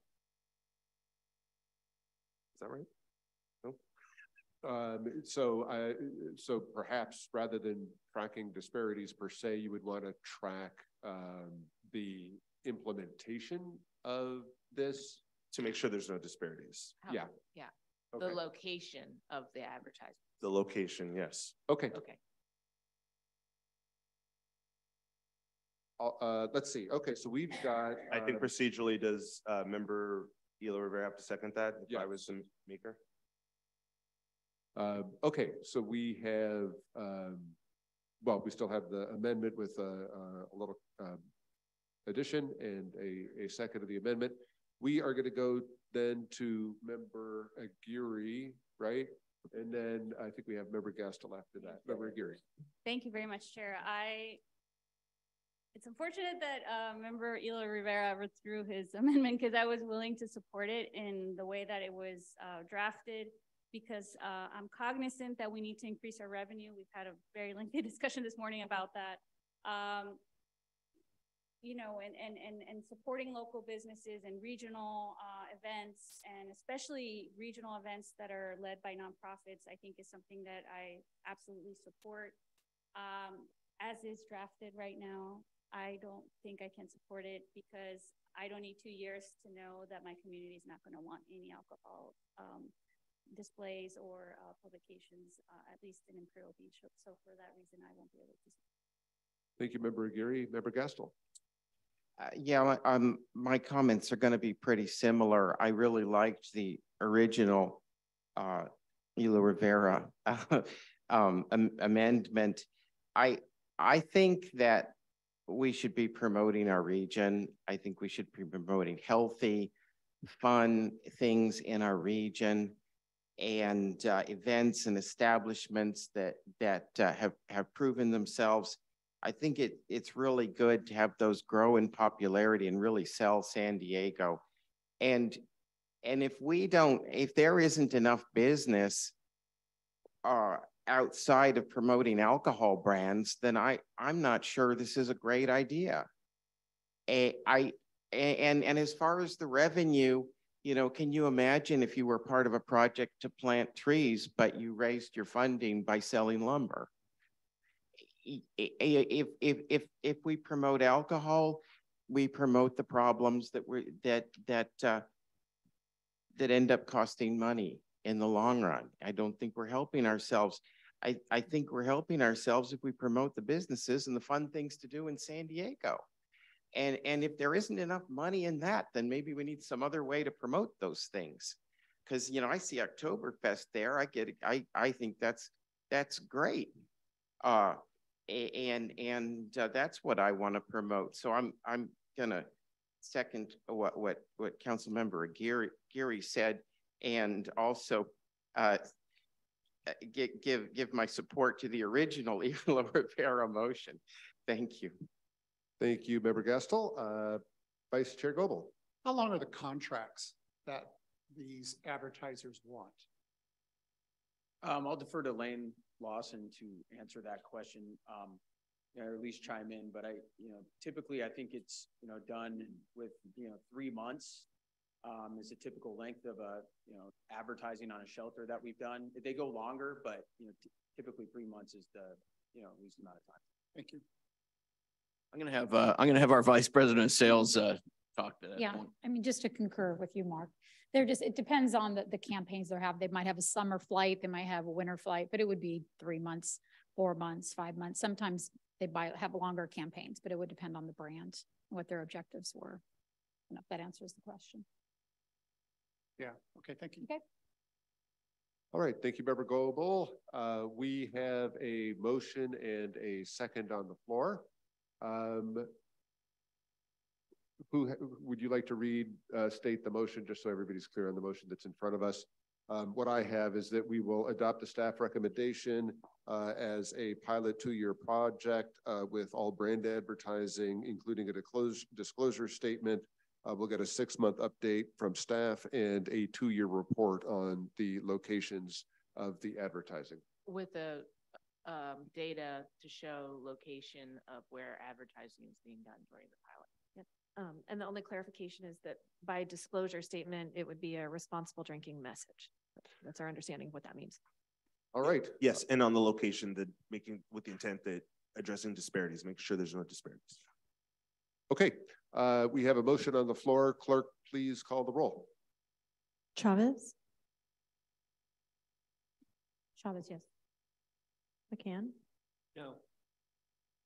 Donovan? Yes. Vargas is absent.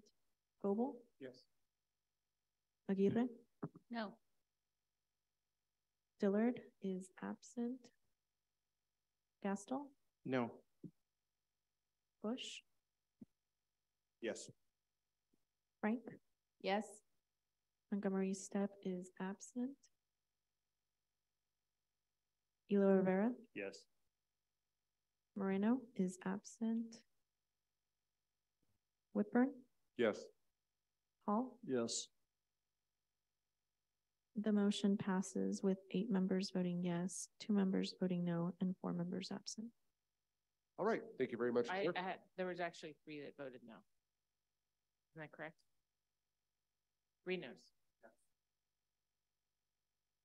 Oh, my apology. So the motion passes with 7 members voting yes, 3 members voting No, it was 8-3. We'll clarify that. I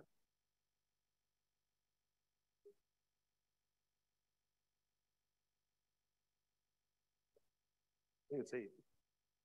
8-3.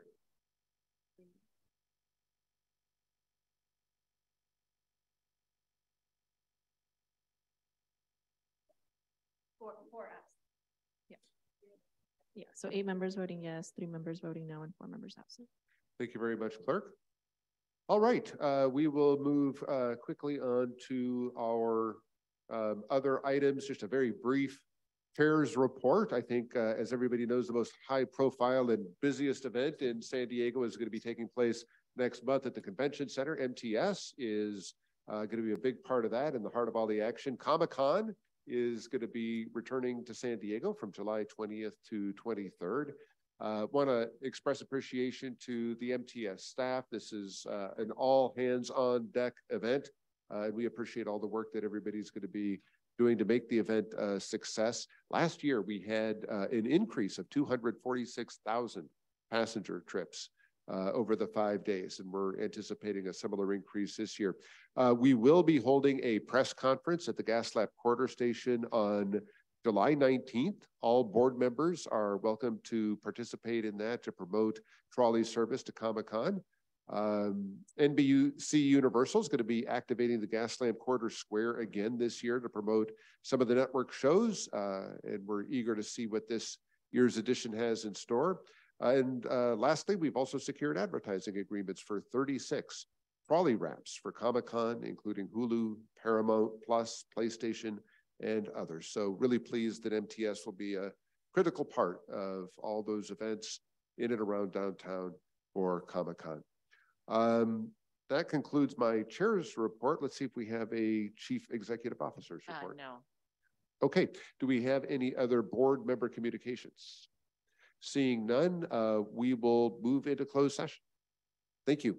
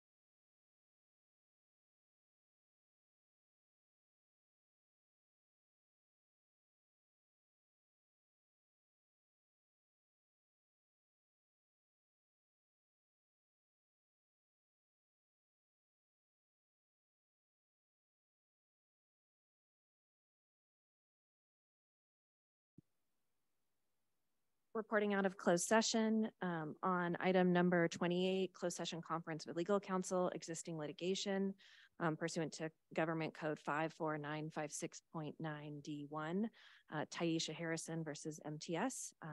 The board received a report and gave instructions to legal counsel. On item number 29, closed session conference with legal counsel, existing litigation pursuant to Government Code 54956.9D1, in the Treasurer Andrews versus MTS case, the board received a report and gave instructions to legal counsel. And in item number 30, closed session conference with legal counsel, existing litigation pursuant to California Government Code Section 54956.9D1, in the Terry Morris versus San Diego Transit Corp Workers' Compensation Appeals Board case, the board received a report from counsel and gave instructions. The meeting is now adjourned.